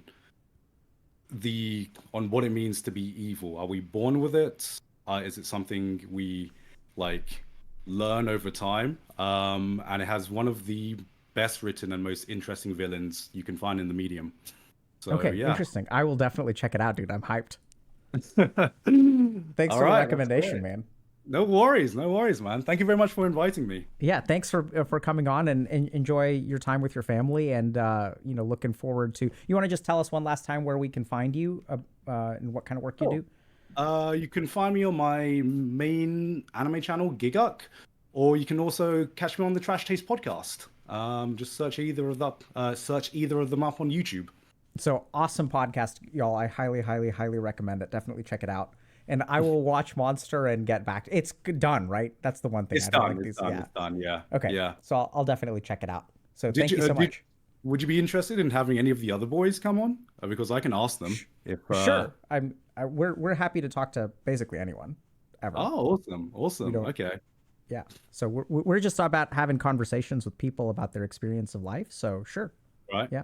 All right. Awesome. I'll shoot them a message then. Well, As thank you long very as they much. bring recommendations. Okay. Okay.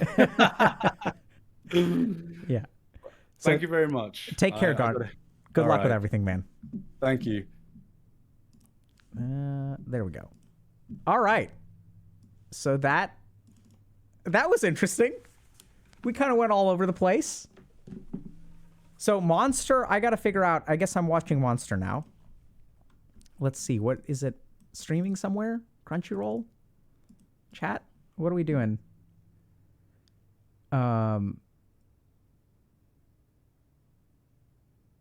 Oh, Netflix? Okay, great. Easy. Okay. Um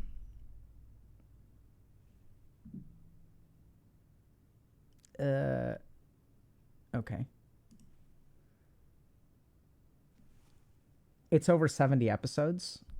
Okay. All right. Well, chat. I mean, back in the day, I used to be able to binge a fair amount of the the anime.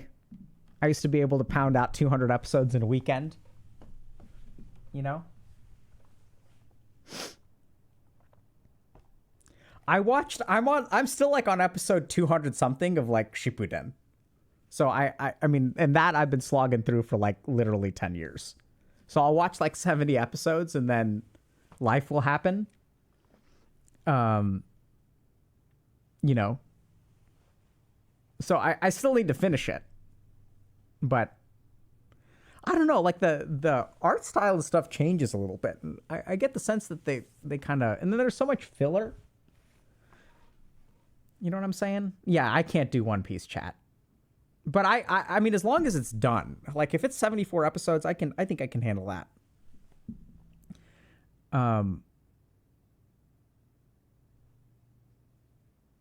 And then what else? Let's think.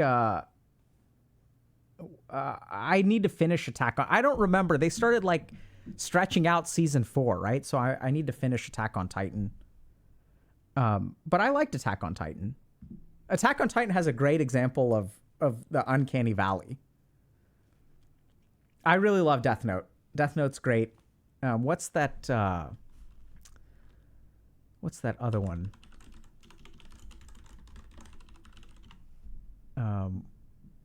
I liked Code Geass a lot. Yeah. So someone's mentioning Code. I probably one of my favorite animes of all time. So probably my top 3 are Full Metal Alchemist, Kenshin, first 2 seasons, obviously, and even really the second season of Kenshin. I don't think I've even seen anything after that. And then I watched Berserk a while ago, but I probably need to revisit. Death Note was really good. Oh, and HNG. That's definitely the top 3 are Full Metal Alchemist, Kenshin, and HNG.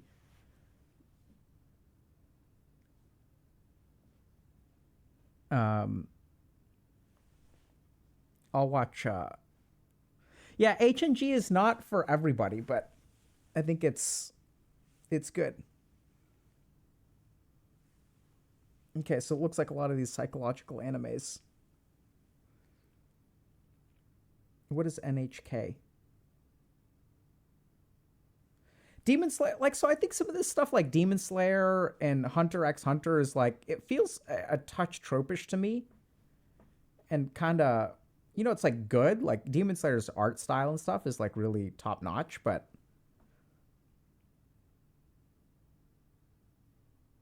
it's like the same stuff. Yeah, so I mean, I enjoy some shonen from time to time, but maybe as I've aged, my tastes have changed as well.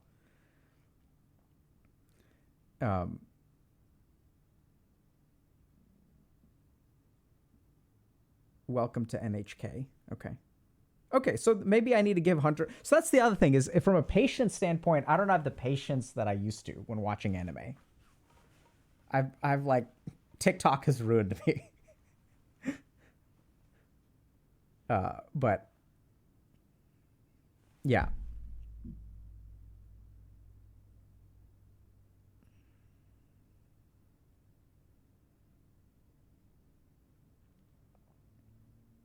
Am I on TikTok? No. I'm not actually. But greetings from Portugal. Well, thank you. I hope you're doing well in Portugal. Promise Neverland. I started the manga on that one. I hear really good things, so I need to finish that. I mean, Death Note is kind of Is Death Note, does that qualify as psychological anime?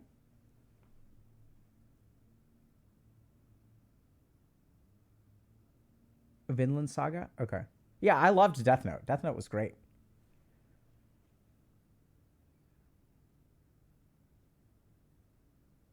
Yu-Gi-Oh! What is it? You made me play my trap card, or you unlocked? What is it? Says something about the trap card. Yeah, Psycho-Pass is on my list, so I'll like more so than watch anime nowadays. I just look at reviews and like make a list of stuff that I'm never gonna watch. Okay, Vinland Saga. Okay, so let's take a look. Okay, so, well, we have to go with Garnt's recommendation. Right? Oh, wow. This is great. Historical? That's up my alley, dude. Okay, I'll watch Monster. Cool, I will do it. Random Anonym is saying, yo, how much I missed. You missed all of it, my dude. But one thing that I think is super cool is how mainstream anime is becoming. Like, that's pretty cool, right? That we can kind of talk about this stuff. But anyway, Evangelion, not my cup of tea, chat. Unless did they redo it or something recently? Evangelion's old, right?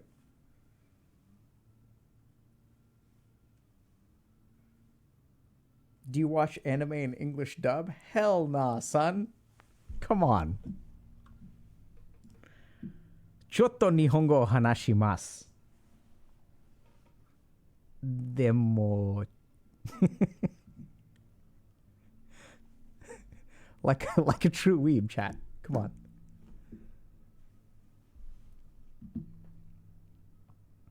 Right? What is it? Zettai yurusenai? I'll never forgive you. Like, that's the fucking Japanese I know how to say. It's like, hello, I'm pleased to meet you. Hajimemashita. I will never forgive you. Sekai no tame ni.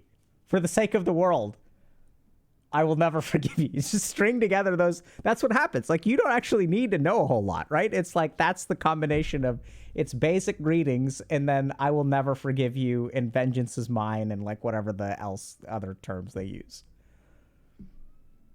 Right?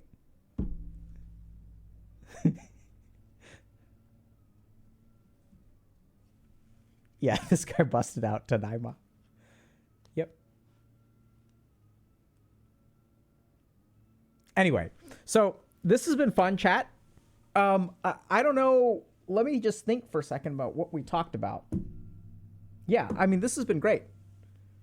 Gigguk seems amazing. Seems like a really solid dude. Seems like he's on his journey, like any good anime hero. Or maybe he's the villain. Who knows? And, omae wa mou shinderu. What does shinderu mean? Does that mean... What does that mean? I forget. Dead, right? That's what I thought. I was like, okay, hold on a second. Yeah, okay. That's what I thought. I just wasn't sure if I had translated that incorrectly in my head.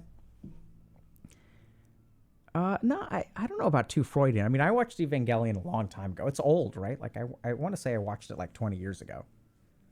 Y'all want to let's do some meditation. What kind of meditation do y'all want to do today?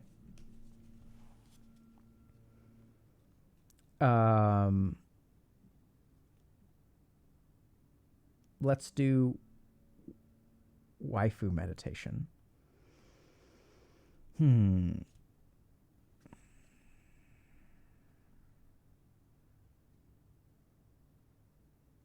Isekai meditation. Okay, let me see if I can come up with an Isekai meditation. Let me think.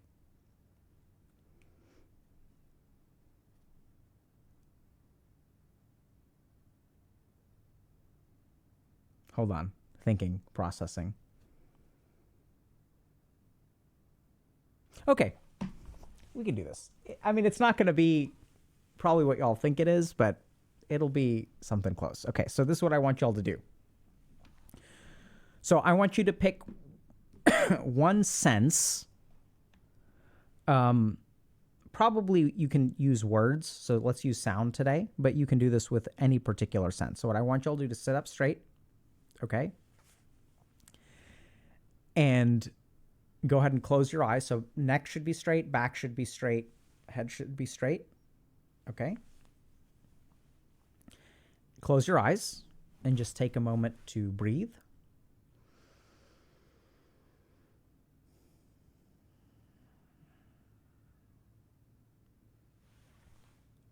And now with your eyes closed, I want you to start listening to my words. Okay? So we're going to do an Isekai meditation. And if we think about what is Isekai, it is you being sucked out of your world and planted into a different world. So the first step, if you want to Isekai, is to separate yourself from this world. And normally when we go about our life, we tend to think about ourselves as embedded into this world, right? So you say, this is my life. This is me. This is reality. This person dislikes me, therefore my life is ruined. So there's a lot of like attachment to this world. And if you want to get sucked into another world, the first thing that you've got to do is separate yourself from this one. So what we're going to learn how to do is create that separation. Okay, so as you close your eyes, the first thing that I want you to notice is the sounds around you. And hear those sounds and recognize that these sounds are part of the world that you are in. You are hearing these things. So the sound is out there, that is the object, and you are the subject. You are the one that is doing the hearing.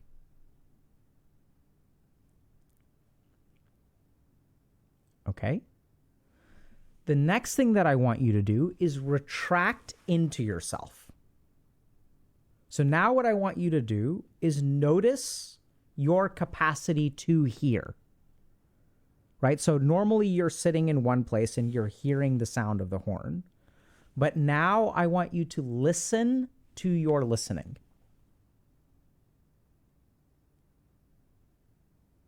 Notice that you are capable of hearing things, but that the faculty of hearing itself can be an object. That you are witnessing the hearing instead of you doing the hearing. Right? When you say, I hear a car horn or a truck or whatever, you are the one who's doing the hearing. Now what I want you to do is take a step back into yourself. And notice that you can hear, you can see, you can smell, you can taste, you can touch. That your senses are objects that you can look at, not the objects that your senses look at, that you can go one level deeper. So notice that you have the capacity for hearing, and that there are fluctuations within what you hear, but that you are always observing the hearing.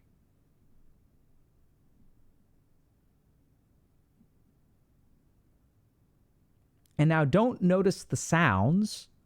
Notice you hearing the sounds.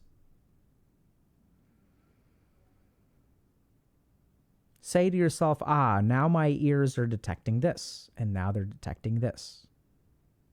And you are detecting, you are observing what your ears hear.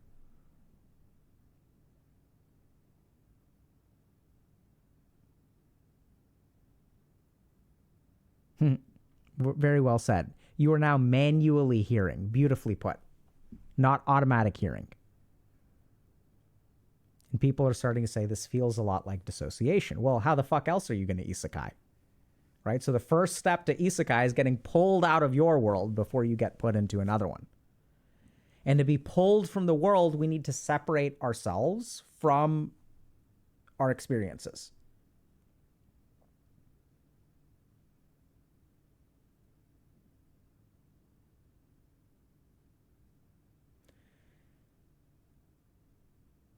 Now what I want you to do is just sit with that observation. Sit with your experiencing self. Right? And notice that everything in the world in front of you, the stuff that used to upset you, is just like stuff like moving in the field of your witnessing. It's all like stuff happening on a screen.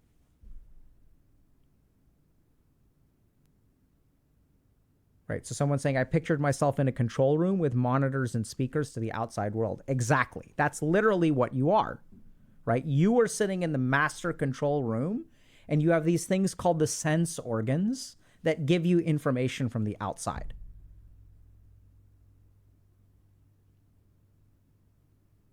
So now what I want you to do is focus on your breath.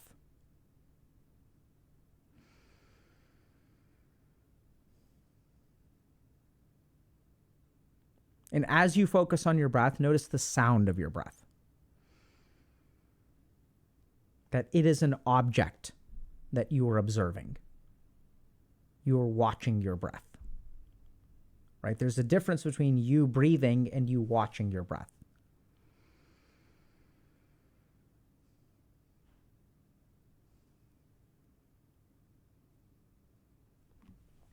And now acclimatize to the breath. And then sit fully in that experience. So hopefully you can just witness, and then eventually even the breath you'll acclimatize to. So you won't even notice the breath. And you'll be left with just experience without object.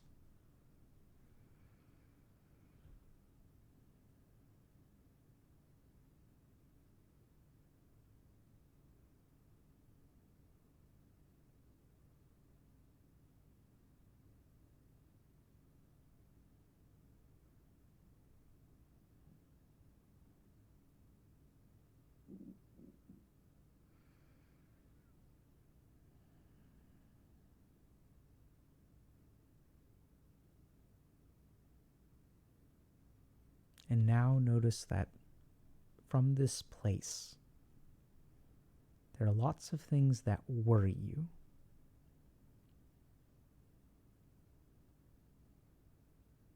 Lots of concerns you have. Potentially fears, anxieties, uncertainties. But also joys, expectations, delights. And all of that is swirling in the world outside of you. And that you get caught up in it. You ride the roller coaster of enjoyment and disappointment.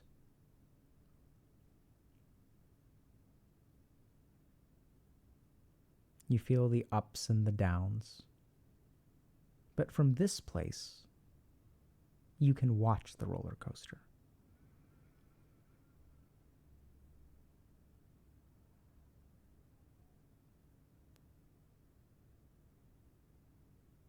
All of those things out there in the world are true, but they don't have to sink into you in the same way.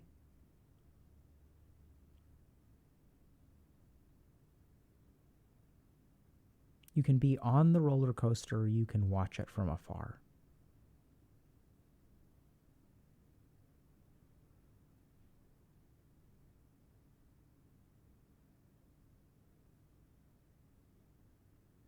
So the first step is detachment from the current world.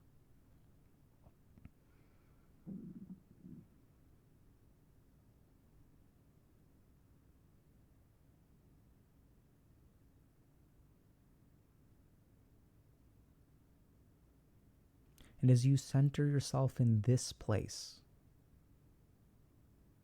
you will find the door to the new world. The world that you're going to get sucked into. A world of magnificence. This is what the Buddha discovered. That once you are detached from the world, all things in the world change. It'll be like you're living in a different world. To be in the world but not of it. To be an outsider in your own life. It doesn't have to touch you. You can enjoy and appreciate it for what it is. In the same way that there's beauty when you watch an anime where there's heartbreak. In your own life, your own heartbreak can be beautiful to witness. Tragic for sure, hurtful for sure, but also beautiful. And as you center yourself in this space, you will discover a completely new world.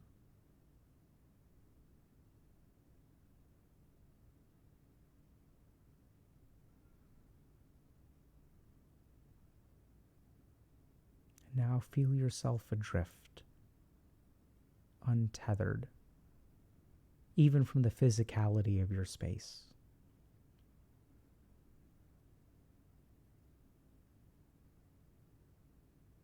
If your eyes have been closed, notice how far away the walls feel.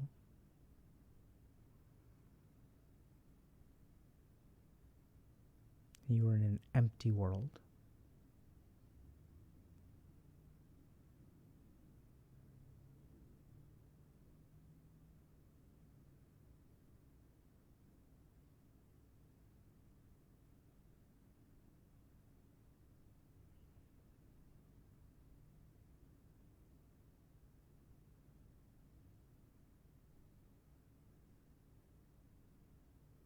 And now the episode comes to an end. Open your eyes and notice yourself pulled back into the regular world. But you're different. You feel a little bit more distant. The colors look different. You brought a little piece of that world back with you. You broke the rules. There's nothing that's supposed to come back. And now look around. Like, this is not quite... You'll notice that you're getting sucked into the world quickly.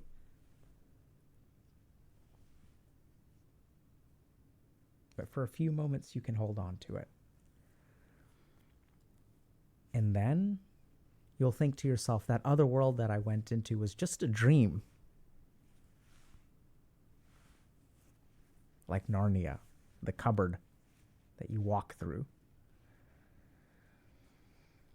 Now you're stuck here again. And you long to cross over. And you can. Anytime you want. I've taught you how. Cross over whenever you feel like it. Cross over every day. Enjoy yourself.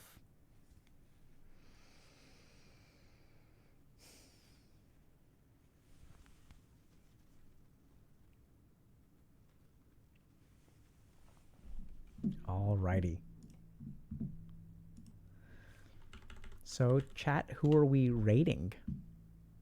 That's next, right? Oh man, I forgot that BG3 is out, chat. What am I doing with my life, bruv? What am I doing? I'm live. There we go. That's good to know. What was the meditation called? That apparently is an Isekai meditation. All right. Let's raid Iron Mouse, who's playing Baldur's Gate 3. Let's do it. Okay. Enjoy your Isekai, chat. Really, y'all should practice that. And it will legit Isekai you into whatever... It's weird. But we can talk about it for realsies. Okay? Take care, everybody. Adios.